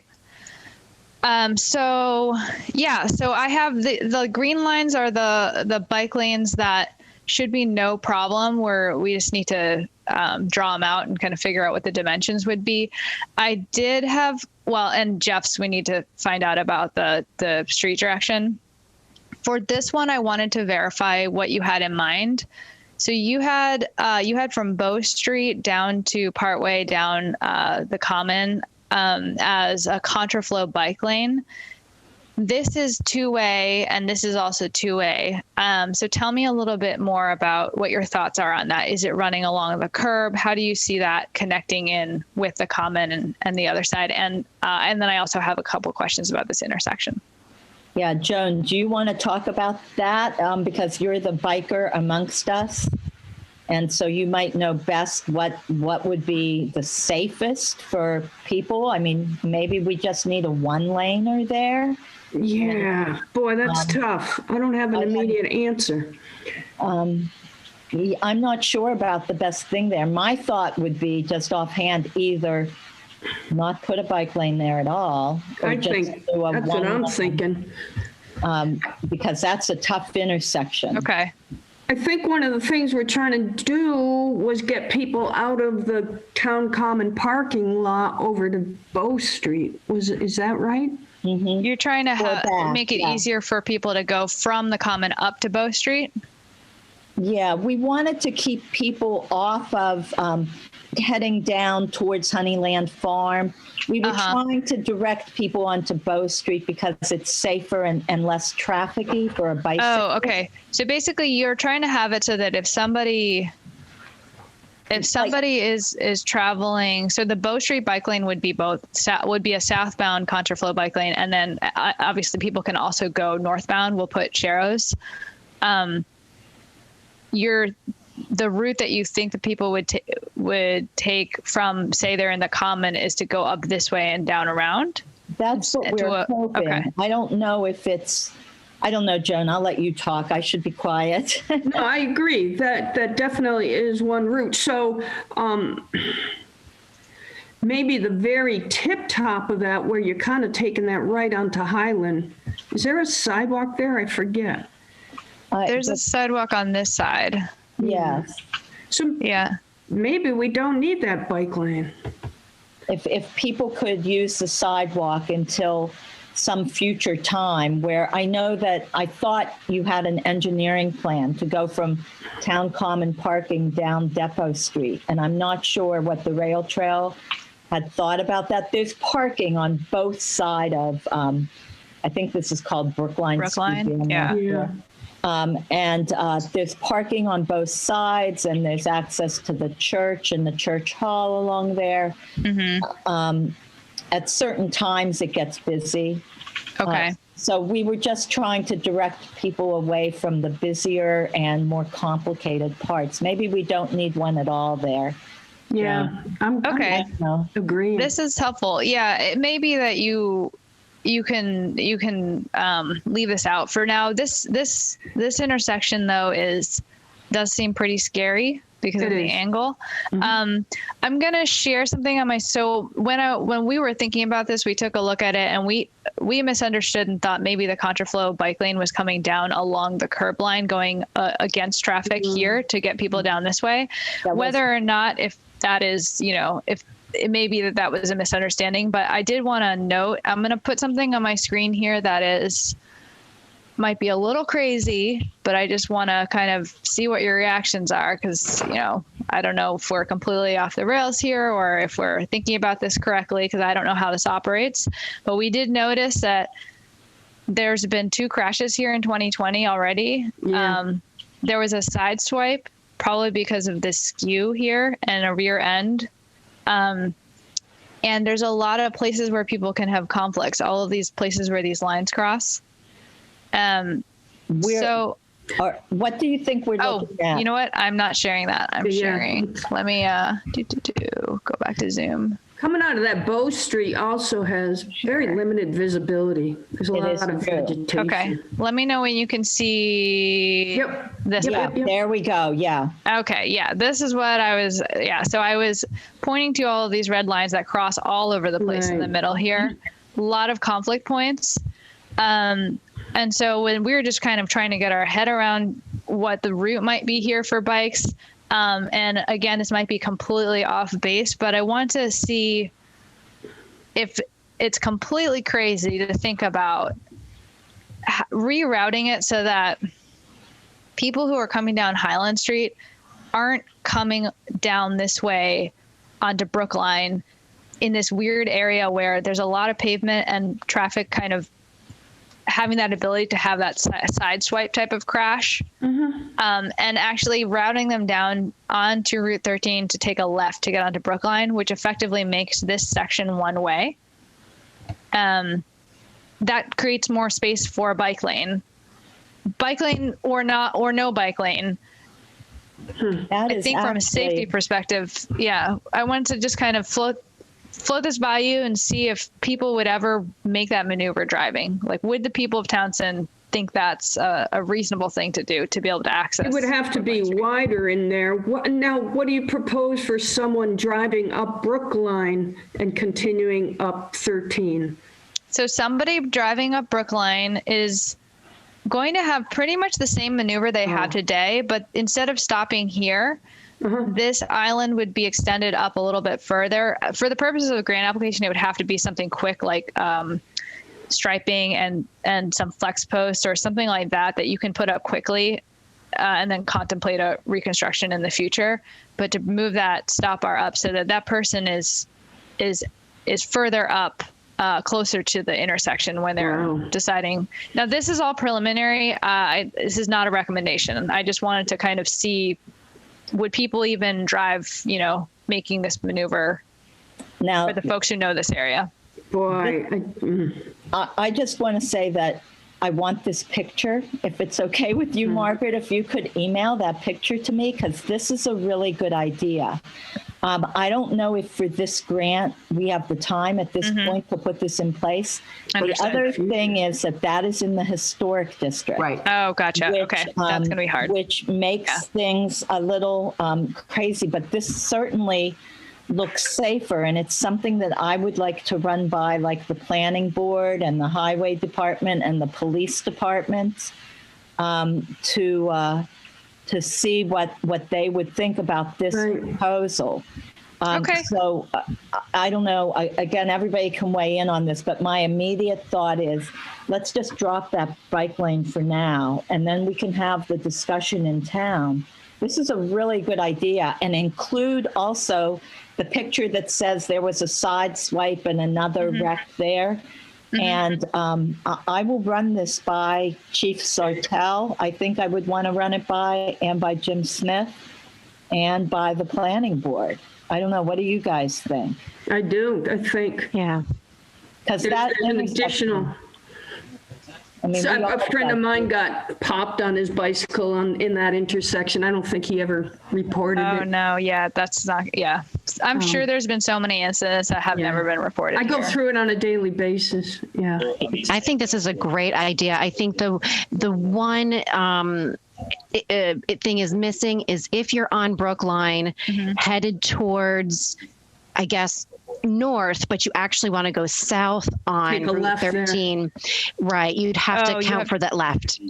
How do so people come around here to make a left to make? Yes, I do to get in my street. Yeah, Joan lives on the street right there. You can't see me. Oh, is it this one right here? Yes, that's where Joan lives. So that's my legal way around that do not enter sign. Yeah. Okay. Yeah, again, just wanted to kind of float you. This is, we're just brainstorming and didn't want to go too far down this path, even thinking about it if it was too crazy. But, and I agree with you, Veronica. I think this might be something to just chew on for another time. But yeah, I will send this over to you. I do need to run it by I would like to run it by my senior engineer before sending it to you. Absolutely. Because this is just at this point brainstorming. But then, hopefully that can spark some conversation. That was the big question that I had. Let me go back to, let me switch my share back to the Google Earth. Okay. Are you seeing Google Earth again? Yes. Yes. Yeah. Okay, at this point, I don't really have questions about the contraflow bike lanes. I think those should be fine. I can tell you a little bit what I'm thinking about for the cross section. It will make a lot more sense once we lay it out. We'll have an aerial image, and we'll put some line work on top so that you kind of see what it looks like on the street. We're thinking, so there's actually a lot of space. Most of these streets are about 20 to 24 feet wide for currently one-way traffic. And you can have a 10-foot travel lane for one-way traffic for a residential, low volume, low speed street such as these. So essentially half the street could potentially be used for the bike lane. That said, if you make the bike lane too wide, people sometimes park in it. So there's this kind of balance. You want to make it wide enough that it's comfortable for people, but not so wide that people will just pull in. So at this point, the direction we're going in would be to do either 10 to 11 foot travel lanes. So I'll give you an example. So for Bow Street, I'm just looking at my notes over here. So let's see. This bike lane would be, Bow Street is northbound. The bike lane would be going southbound in the opposite direction. It would come along the sidewalk, so the west side. And then, so basically it would look like a 10-foot northbound travel lane on the right side. The left side, starting from the sidewalk, would be a bike lane about 5 to 6 feet wide. And then you can have as much as wide as a 4-foot buffer for that bike lane going southbound in the opposite direction between the bike lane and the northbound travel lane. Now, that is a lot to put in a contraflow bike lane. You do need to do all that yellow paint because you have to show that it's the opposite direction of expected travel for motorists. I'm curious to hear, and maybe this might be a good time to just kind of switch over to Adria and cover your flyer. For the public engagement piece of this, do you foresee any resistance from residents who live on these streets to having that paint? I know sometimes people can feel like you're putting up a lot of, it could be an eyesore, or you're putting all this striping in front of my house. In a place where they haven't had it before ever because there's no center lines or anything here. So do you foresee that being a potential, something that could come up with your meetings? Veronica, you're on mute. Thank you. I think it's a possibility that there will be some resistance to doing that. And it will be the first time the public will have heard about the possibility of contraflow bike lanes? Yes, pretty much. I mean, we've been talking about them in our meetings, and I know I've brought them up in a few public things, but,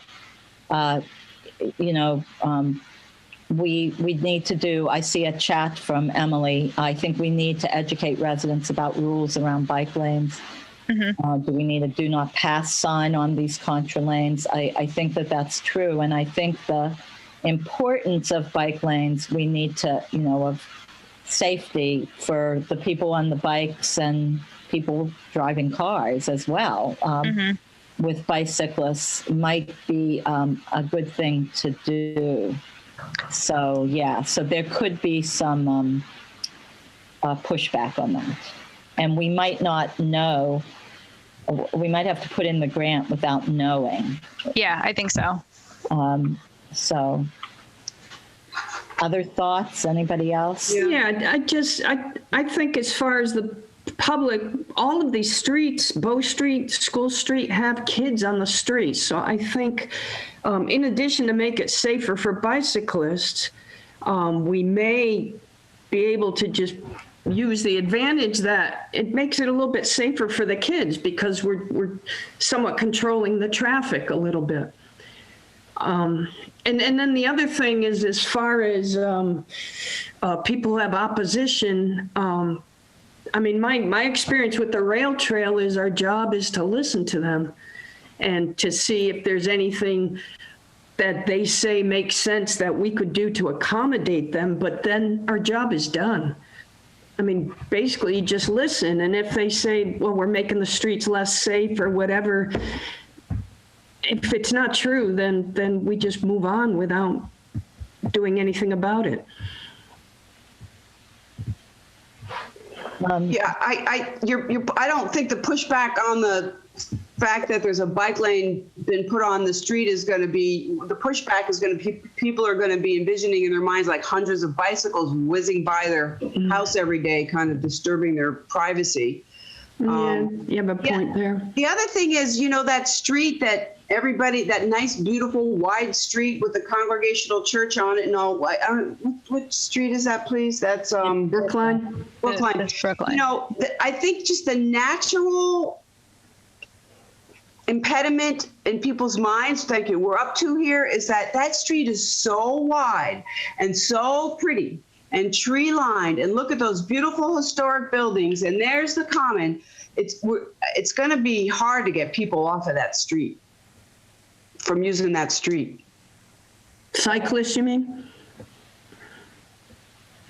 Well, they don't have to use the bike lane. Right. I mean, that's it, but it's nice to provide it. And I think, I mean, for kids going to school, if your kid is going to bike to school, you would want them on Bow Street. You would not want them on, on Brookline. Yep.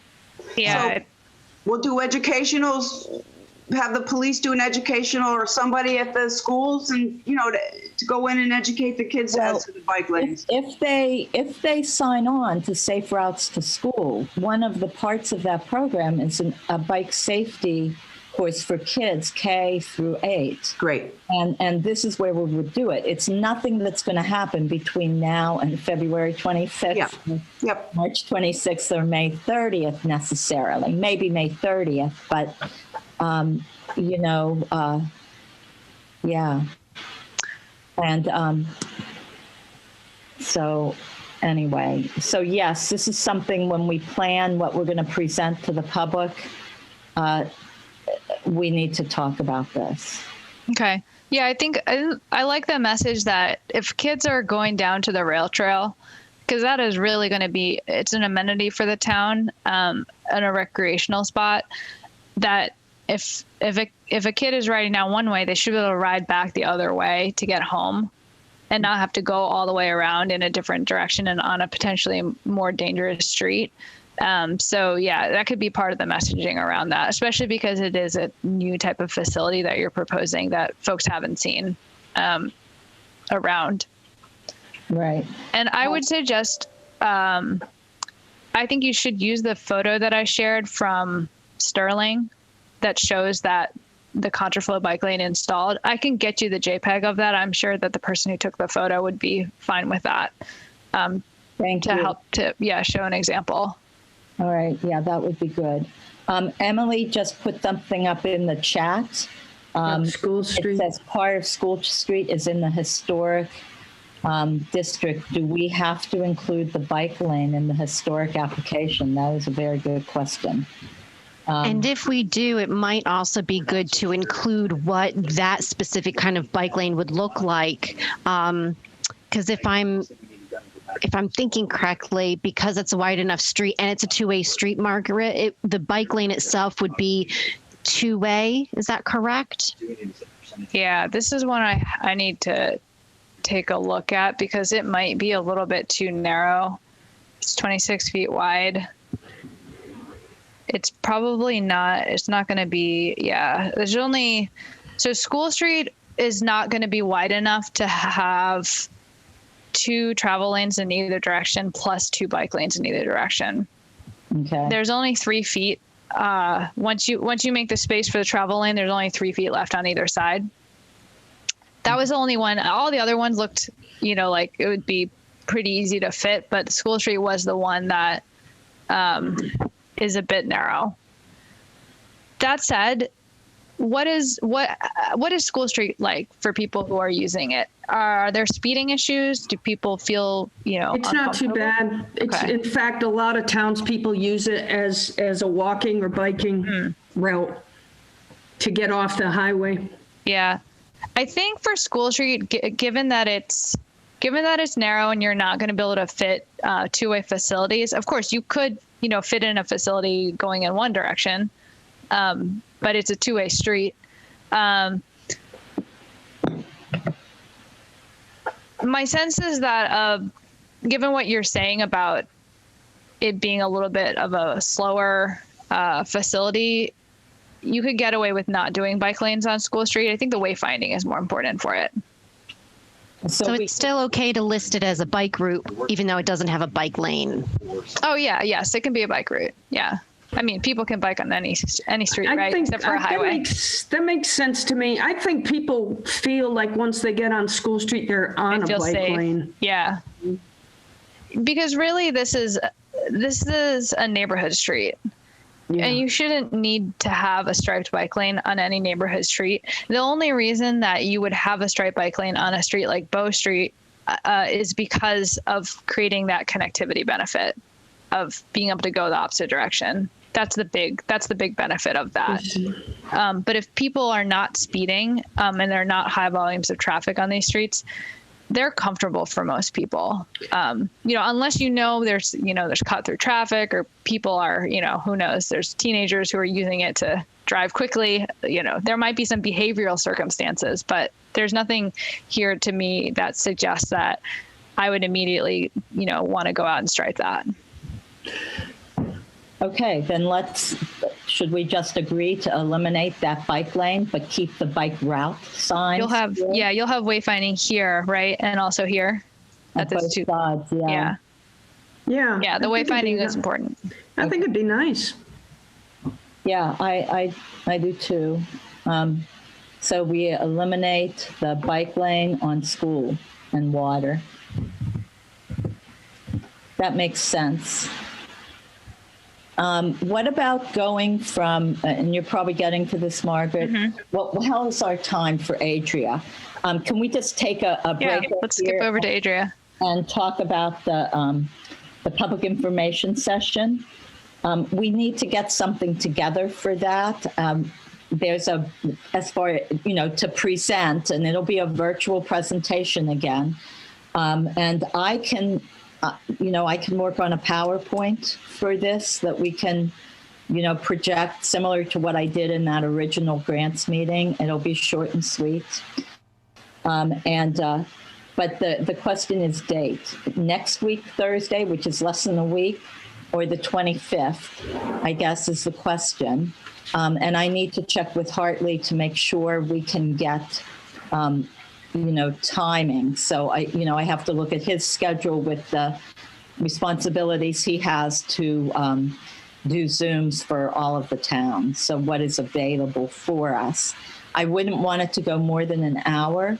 And I would like us to have follow-up letters or previous letters, actually, that we could send to the people on Jeff Street and the people on Bow Street and School and Water for public outreach. So we need a little bit of time for that. So I'm looking at the week of the 22nd, just knowing my schedule and the meetings I have next week.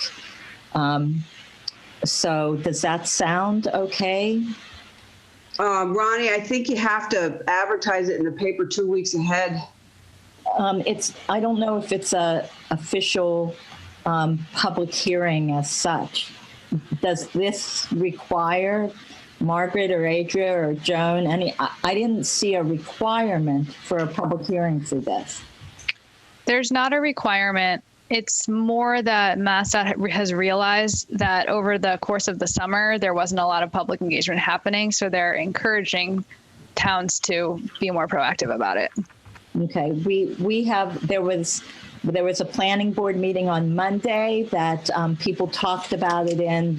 I'll be presenting at the Board of Selectmen meeting on Tuesday, but for a public information session, for me, the week of the 22nd is easier if I'm going to, see if we can get letters out and mailings to people, things up on Facebook. But I would want it for the people that are on these streets where we're putting bike lanes. I would definitely want that. So I'll post it on Nextdoor. Okay, yeah. Oh, and Harley, you can, they can put it on, TCAM can announce it on Channel 9 or something? Yeah. Okay, so we could get that out there.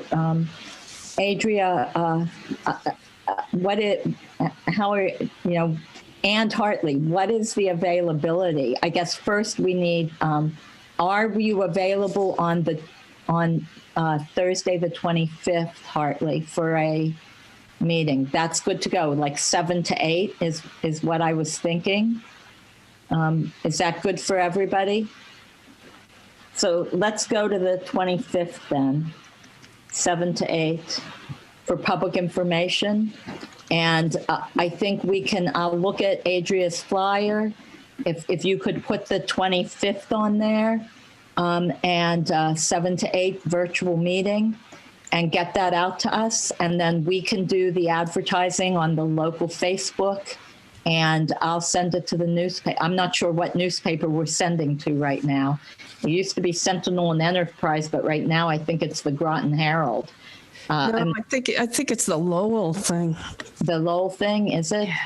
It had been, but Not, no one reads it. Anyway, yeah, and the Neshoba Valley, I'll send it to them regardless. So I think our public notices right now are going to the Groton Herald. I know that was the case about a month ago. I don't know about now. So I'm updating the date and the time in the flyer now, but a question I have for the group is, I've just written in the flyer that a link to the online meeting will be posted on the town website in advance. Is that how you plan to share the link for the public meeting, or is there different information that I should include there? It will be on the town calendar on the town website. So we will post this the same way we post planning board or BOS. That's what I think. Fantastic. So when Hartley gets a Zoom to us, I will take care of the posting on the town website.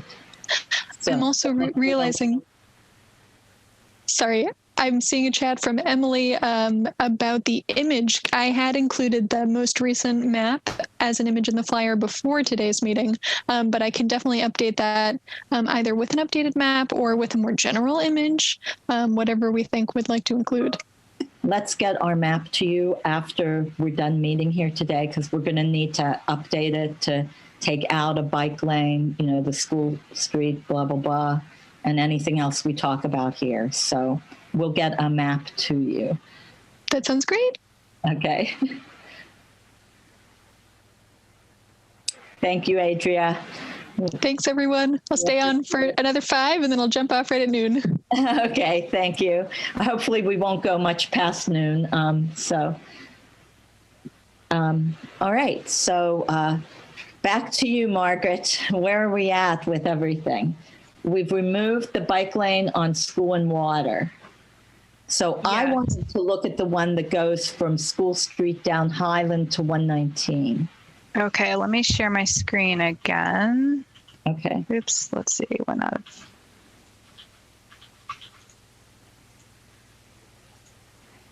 Okay, let me know when you can see it. Yes. Okay, so you wanted to look at the one from, yes. Is it the one here? Yeah. Okay. This one should be fine. Let me pull up my notes again about what we're thinking for that one. So this one is pretty wide.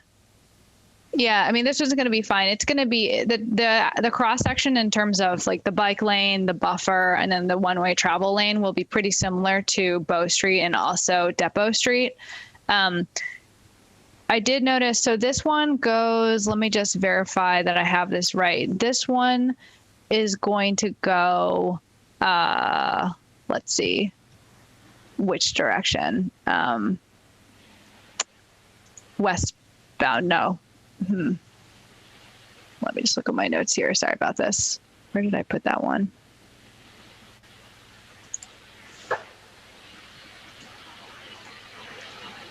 Is it the one above that? Let's see. This is the one that is going, the bike lane is going west or eastbound. Yeah. Okay. So the bike lane would probably be on the south side So kind of down here along, there's no sidewalk or anything, so it'll just be along the roadway edge. And then what I did notice is that this little segment here between, is it Howard Street? Yeah, Howard Street and School Street is actually two-way. Is that correct? Yeah. Yeah. Okay. Which way was that bike lane going? Was it a one-way bike lane or a contraflow? You had on your list contraflow to go. So there would be sharrows that would allow people to go with the direction of traffic. Can you see my hand moving on my screen? Yes. Okay. Okay, great. I know sometimes people can't actually see the mouse. So there would be sharrows to let people who are biking know that they can go with the direction of traffic down to this intersection. And then the contraflow bike lane would allow people, so if somebody's biking along Main Street, they can turn onto this street and then they can go up eastbound over to Howard.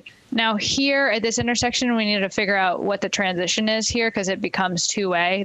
I noticed there's the sign that indicates the direction changes, I think on this corner here, on one of these corners. In terms of the direction of the bike lane on this south side, it would be fine. It would just continue because it's going in the direction of travel of this segment right here. But then I don't think we need to do anything on this side. I mean, the sharrows would just start and they would just continue because this is the direction of it is, the street goes westbound. Joan, you have a comment? Joan? Yeah, I drive down that street whenever I go to Town Hall, and then I bang the left. That's a hairy turn. This turn, you mean? Yeah, and heading back east, and for somebody on a bike and the traffic there and the visibility, if there's one place we need, I don't know if the town would even let us, and I know this wouldn't be now, in one of those blinking lights like they have in Groton. You need something there. I think there's the potential there for some seriously uncomfortable things. Yeah, in terms of a location for a crosswalk. That was where we wanted one. It makes sense. Yeah. You might, I mean, this is an intersection similar to Depot Street. It's the same situation. A person who's walking on this sidewalk is if somebody walks down this street, they're legally allowed to cross here because it's an intersection and they can cross to the other side and they can continue walking if they need to go, down to Riverbank Terrace or something like that. So it might just be a question that Emmy can ask Lori when they talk. It's the same situation as Depot Street, where you have an intersection. It's a legal crossing. It's just unmarked. And the traffic comes by pretty quickly there, and there's a hill, I believe, right? So the visibility is not great either. Right. Yeah, that might be that MassDOT might come back with that concern about the sight distance. Depot Street is flat and you can see, in either direction pretty well just from street view. You can see that you've already got crosswalks on both sides. This is the one where I think there would you'd need to have further study. But just legally speaking, anybody can cross here at any point today. So that means that people are going to be crossing here. That was one of the crosswalks that we removed. Oh, did you remove it? Yeah, because too much permitting, too much flow. I mean, it was never there. We Gotcha. Gotcha. Yeah, it might be wise to do it at a future time, but yeah, I mean, looking at it did seem a little bit scary. My thought going back up to in front of Evans, up by the Methodist Church, so going up Highland Street. Here. Back towards the Yeah. That's also an issue. This one? Yeah. Yeah, but up where the green, you can't see me pointing at my screen, right in front of Evans there, down to the Methodist Church driveway. I might go back over to the other side. You don't know Evans. Which is the Methodist Church? That's the Catholic. The Methodist Church is down here? No, that's the Congregational. Go across, come over here. Oh, this one? That's the Methodist. Okay. Oh, gotcha. Okay. So anyway, from School Street to the Methodist, the end of the Methodist Church driveway, maybe we don't put anything there. and just put a bike route sign on, on the corner there and point them to, so that piece of green from School Street, just zero it out. But Joan, you can say what you think there. Well, you're safest there if you're on the church side. Yeah. Because you're away from people going in and out of Howard Street and in and out of Evans. So you're safest on the church side. However, now you have to cross to get to school. And that's really hairy because people coming south on Route 13 are not using turn. You can't tell if they're going to go to the light or come at you and go straight. Yeah. You have no way of knowing. There's no turn signals. You just have to stop there at that lawn and wait until there's no cars. Right. Yeah, this is okay. This might be a longer term project too, but this whole intersection could be reconfigured because right now you see how there's a straight line here. This doesn't help you with your grant application, but just thinking about the long term, if this island were extended so it actually created a curve and people had to come around here and then choose to essentially make a right there. Right. That would slow indicate things down. And show their intention. And exactly. Yeah, it doesn't help you right now, but yeah, I think for this segment, because it's two-way, well, obviously we have to lay it out and see what it looks like, but we'll probably recommend just putting some sharrows here to let people know, hey, you can enter this street on a bike, and I mean, of course they can anywhere, but just to indicate there's a bike lane coming up here. And by the way, the grant application says, the eligibility says it doesn't fund sharrows if you're just putting sharrows on a street, but if you're putting sharrows that are transitioning to and from a bike facility, I think that's a separate issue, or not an issue. It's a separate design decision. So I wouldn't worry about that. Okay. All right. So that adjustment, I think, might be good. Okay. Yeah. Probably.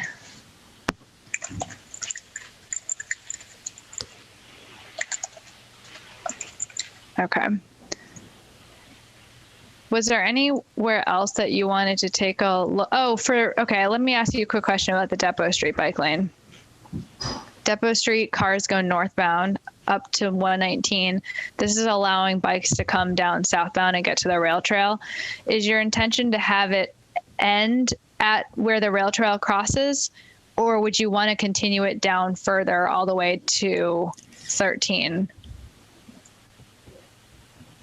My thought was we were ending it at the rail trail, but Joan, you can talk about whether it's advantageous to do that or not. My thought of ending it at the rail trail was because eventually the rail trail will continue over to 13 and cross 13 and go towards the trestle there, behind the auto parts store.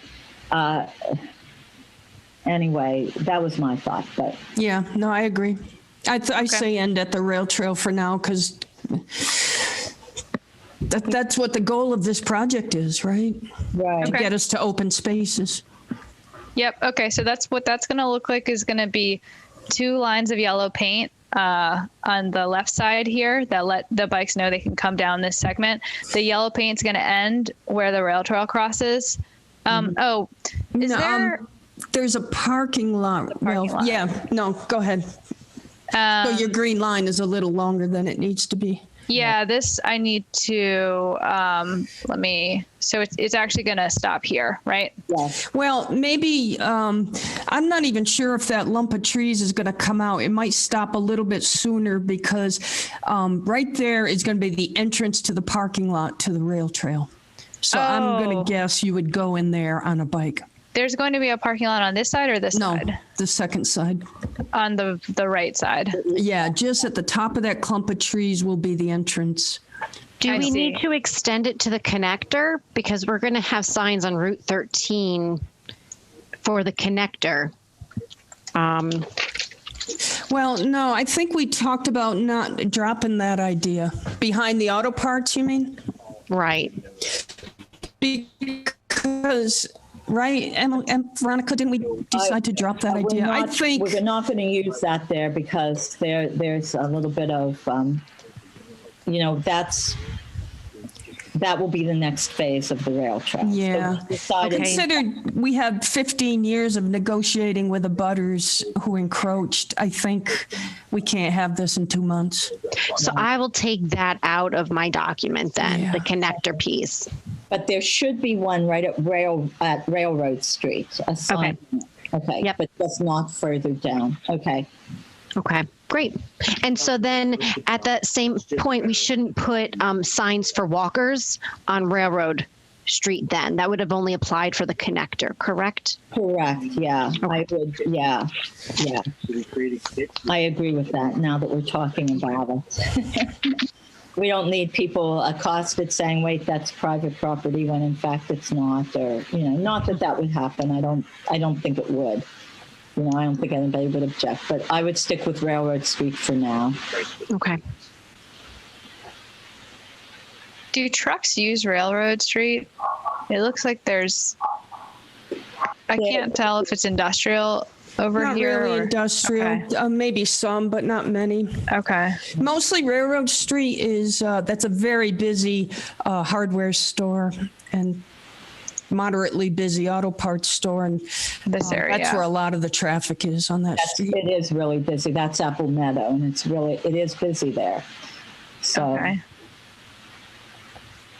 Where your mouse is right now on Railroad Street gets a little more quiet. Okay. Go down Railroad to cut off so they don't have to go through the light up at the intersection, and they cut around through town that way. Yes, some do, but most of them go by Depot, go by the Townsend house, yeah. Yep, because then you don't have a stop sign. right.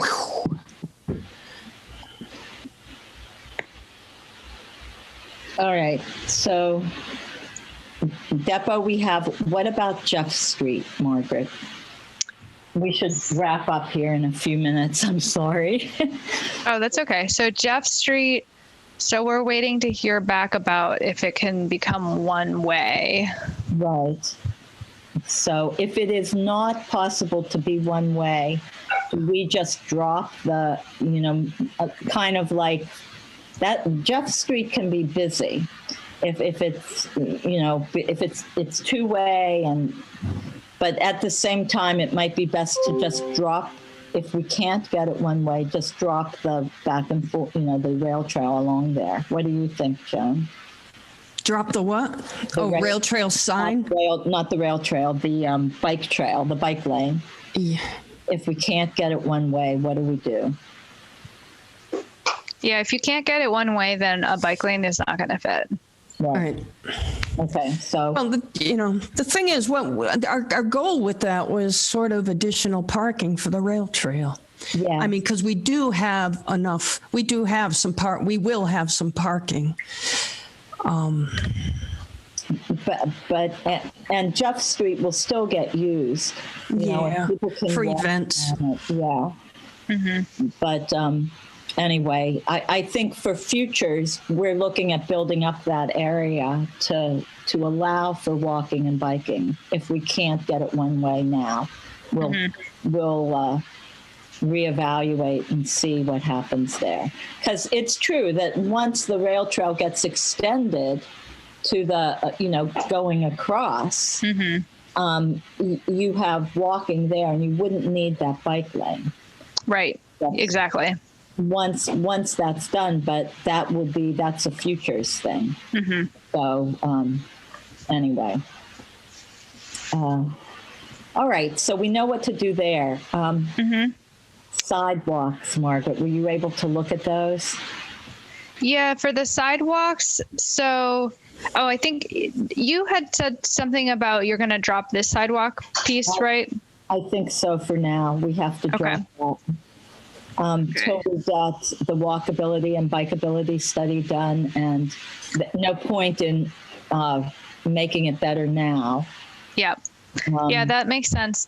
For the one on Honeyland Farms, I took a look at this with my senior engineer. He thinks it should be no problem. Really? That it should be pretty straightforward. Yeah. Because the reason why he said is that, let's just drop into Street View. The biggest issue when building a sidewalk is drainage. And because this slopes downward, already, you're not going to have drain there too. Like I see a drain right behind the wall. Yeah. So their biggest concern is if you build a sidewalk and it's sloped inward and they got, puddles and ponding all in here, but it looks like based on the slope, it's not going to be an issue. Cool. So you might even be able to reuse the existing granite curb. We recommend resetting granite curb wherever possible, just because, why waste it if you've got it? But then the question is, so, and I wish I had a graphic that I could show you right now. I don't have one offhand, but actually maybe you have one further down here. So we would recommend that the sidewalk continue all the way through the driveway. And so what that means is of course, there would be a depression for it would kind of flare down and there'd be a curb cut for the driveway. But we would recommend that the concrete extend all the way down past here, so that instead of drivers coming, just kind of turning through here quickly, that it really tells them you're crossing a pedestrian zone. Yes. And you do need to, your car is going to go up a little bit. It's not going to go up to the level of sidewalk, but it's going to go up a little bit enough that you're slowing down and realizing you're crossing that space before you get into the parking lot. So that's just our initial, if you're building a sidewalk from this corner all the way down, of course you could, just keep on going, but here's where your concrete ends.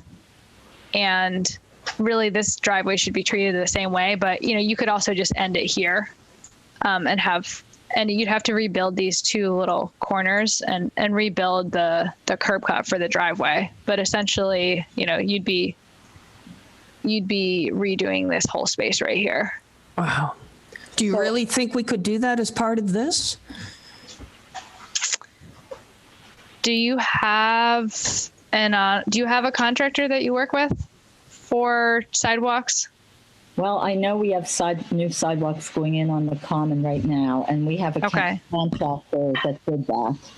I've only been a selectman since July, so I don't know all the ins and outs, but I know that we have a contractor that's putting in that sidewalk. It would need to be in the historic application. Emily just pointed that out in the chat. Mm-hmm. The other question I have, is this something that we can realistically get done in the 2 month time period that we have? But I love this idea, and I am thinking this is something that we want to talk about for a future grant application. I agree. And I think this concept would be like one of the biggest improvements we could do for the center of town. That it would be great. And from the historic commission standpoint, at least for me, it would look so much nicer and more historical than the pavement does. And it would allow for walkability. I'm not even thinking about bikers, but you can have this type of feeling. Like this sidewalk should extend all the way up. There should be it shouldn't stop for the driveways. The driveways need to have a little lip, but it should be the same material. There are going to be future grant opportunities because of the transportation bond bill. I think the state is going to come out with another round. I don't know when. I don't know what they'll call it, but they like this kind of reimagined streets idea. It's going to continue. I think they're funding it with $20 million. So the more advanced work that you can do, because this gets more into permanent construction. So if you can do advanced work and have it designed and have it ready to go, that when a grant opportunity comes up, you say, we have the construction plans, now just fund us to construct it. The state is very much looking to fund shovel-ready projects. Okay. Nice. Margaret, did your engineer look around the corner to the right there as well? Oh, on this side? Yeah, of Honeyland. We didn't go all the way around, but I mean it's sort of the same issue, it applies. Right? Yeah, the same, because really you need to build pedestrian ramps on this corner, continue the sidewalk all the way up to where it ends there. I think that would revolutionize our center of town. It would be beautiful. It would Yeah. look so nice. That would be a huge improvement here. Yeah, I get the sense, yeah, it might be too much for May, but just given everything you've said about how frustrating this corner is, it definitely something for you all to work on. Thanks for looking into it. Yeah, thank you. This is a futures, and I have transportation bond bill written down. Now, while I'm here, we talked about things that we could do to make this long crossing feel a little safer in a quick way. A rescue island. Yeah, is that going to be? I just want to make sure while you're doing your historic commission coordination and all of that work, that if we design something here with some striping, that all has to be approved by them, right? Yes. Okay. Can you give me a sense of the timeline for that? Because essentially what I'm thinking for this is to basically create a painted island around this stone piece here that kind of extends out into the crosswalk and makes it so that the crosswalk is essentially split into two pieces. So there's a area in the middle where people can kind of wait. Because right now it's really, really wide. Hang on, let me go out of street view. This is really, really rough, but it could look something like this that kind of goes around this island. Oh, wow. Oops, sorry, that didn't save. But yeah, it'd be white paint.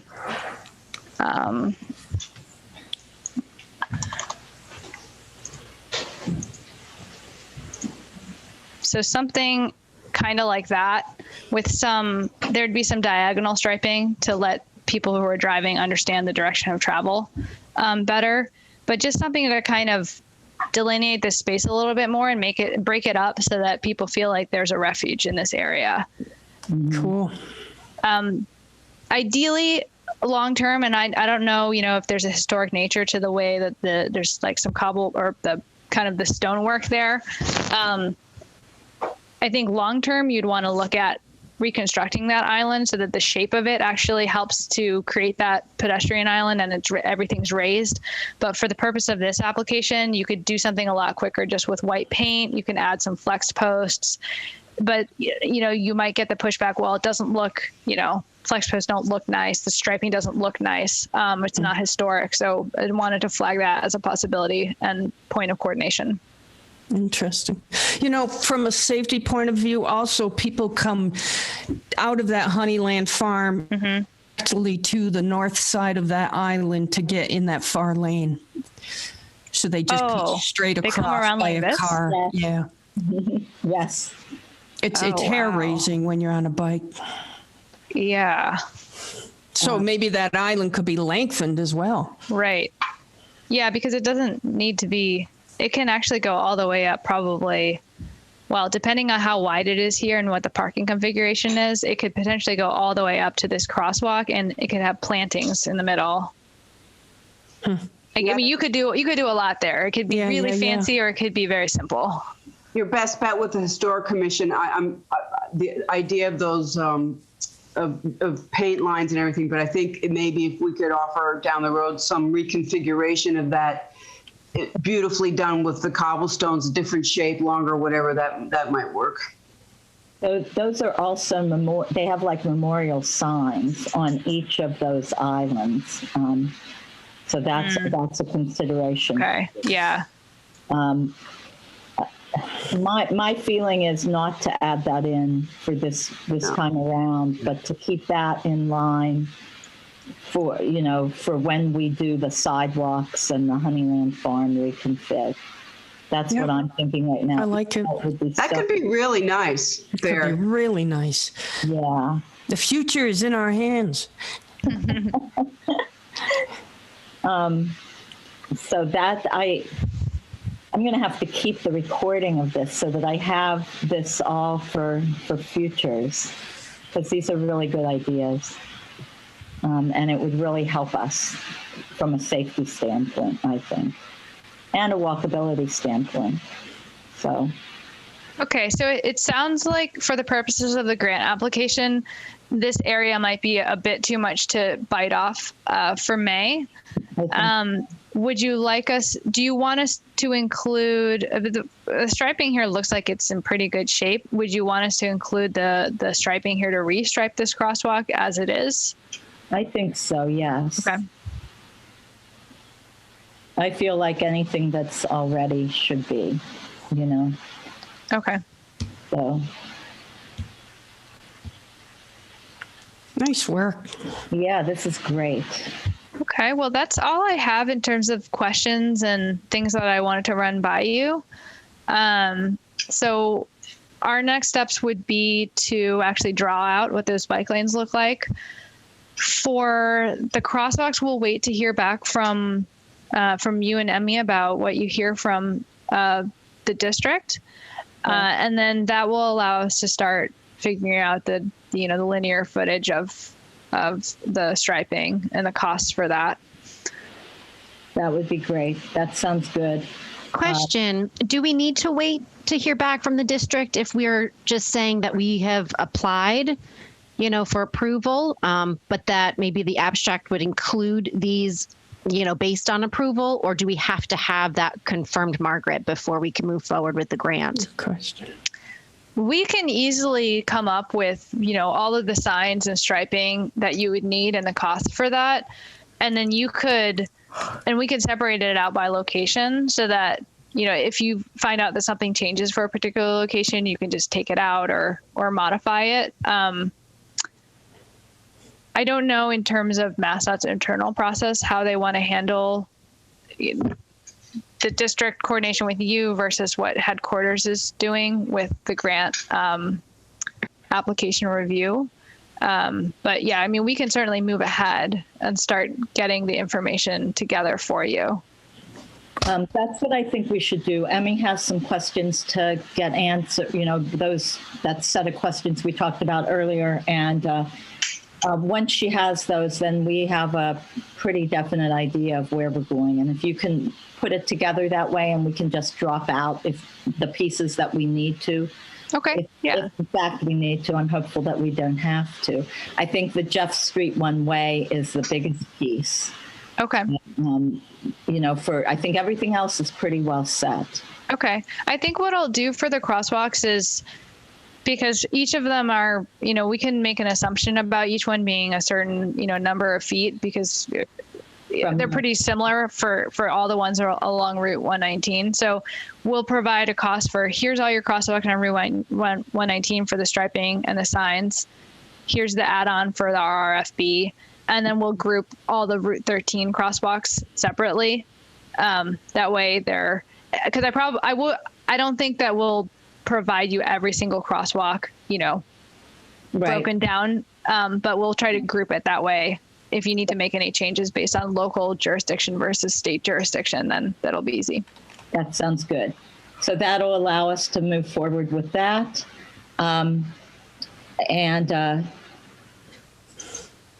Okay, I'm trying to think. Next steps. Emily, you have your set of things to set out. Joan, you have yours with the Historic Commission. Margaret, you're going to get us the stuff on the bike lanes. Yep. All that.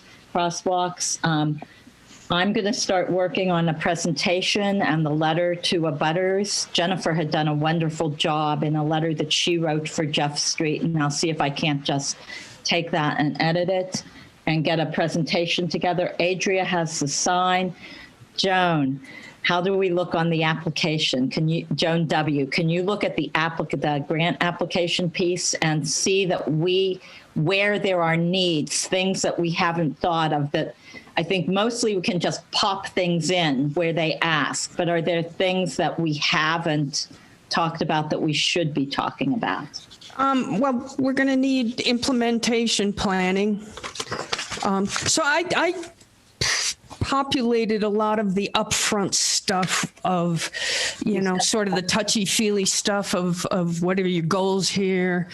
What are the benefits?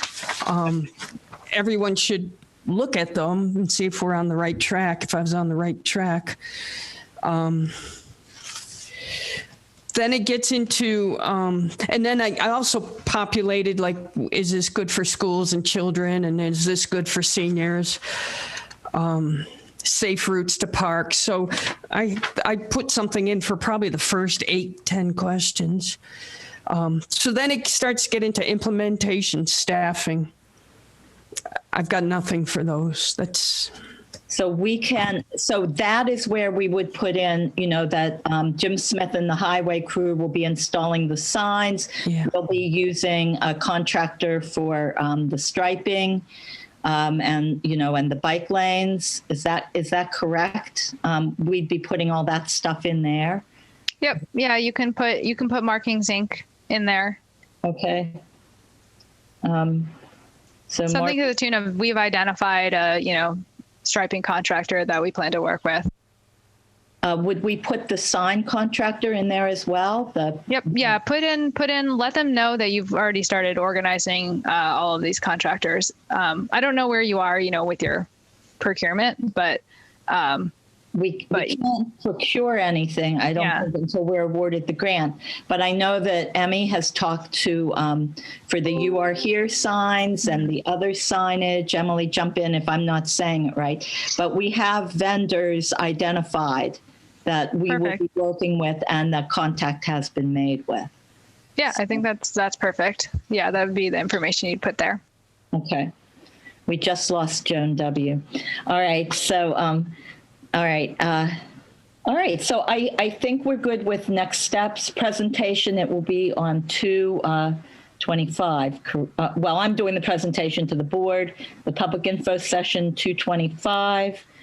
Finalize the Mass DOT questions. That's pretty much Emily. Finalize costs. We're working on that and writing the application. So we're pretty much right on schedule. When should we meet again? What do you guys think? What about next Tuesday? This way, the Monday, we've got the nature walk in the morning, but Tuesday and Wednesday we don't. Could we push it perhaps to Wednesday morning? Only because I have Board of Selectmen on Tuesday night, and usually my Tuesday is really busy on those days. So I'll talk to Hartley. Maybe he can confirm right now. Does that work for you, Margaret? Or should that be just our smaller group? Wednesday should work fine. I'm planning to get you concepts by next Tuesday, the 16th. Okay. So on Wednesday, I assume you probably won't have had a chance to do a full review. It could be an opportunity for me to quickly walk you through it, if that would be helpful. But then really we need you to go through and review, comment, approve what's ready to go, and let us know what we need to revise for the final submission. Having to move somewhere. Okay. Is Wednesday afternoon an option? I'm wondering after the nature walk, if that gives us the morning to review and then comment in the afternoon, or? If we're going to go to afternoon, Thursday is better for me than Wednesday. Oh, it looks like there's already something Wednesday afternoon. There, I know I have a 1 p.m. walk on Wednesday. So anyway, I'm thinking Thursday afternoon, if we could do 1 o'clock. Basically create a big mess, I know I have the nature walk Thursday morning at 9. I don't know how rec is working, for what they're doing in conjunction with the nature walks. If there's, his hope has always been that I would potentially like to invite our engineer to attend the meeting where we walk you through the concepts. I think if you have a sense of the agenda, when would be a good time? I'm looking at Hartley showing me a calendar. Okay, so the 18th, there's a 1 p.m. Is that us, Hartley? Is that us? Okay, I'm going to block that off. Okay. 1 p.m. Thursday afternoon. And your engineer will join us, Margaret? I would like to block it off in his calendar so that we know that time is reserved. Okay. And if we can, I'm going to block off an hour for us. So if it means that, because I know you'll have a longer agenda, I'll just be in communication with you, Veronica, about about how that shapes up so that we can make sure we're coming in at a time when you are discussing the concepts. So Hartley, could you put us in for 1 to 3 on the 18th? She wanted to move the business. And maybe what we'll do, Margaret, if it's okay, is Bob and her got into some. you guys either 1:30 to 2:30 or 2 to 3. Okay, How does that sound? that sounds great. Okay. They Russell decided to take over at that time. All right. Russell said, Dad, if I'm going to do it. All right. So that is our next meeting. Because that's where I live. I want to be. And if we're exchanging emails and we find that we, the local group, needs to talk more, we can. But we've been doing pretty well with going back and forth. So Joan, I don't know if you heard us. She's connecting to audio.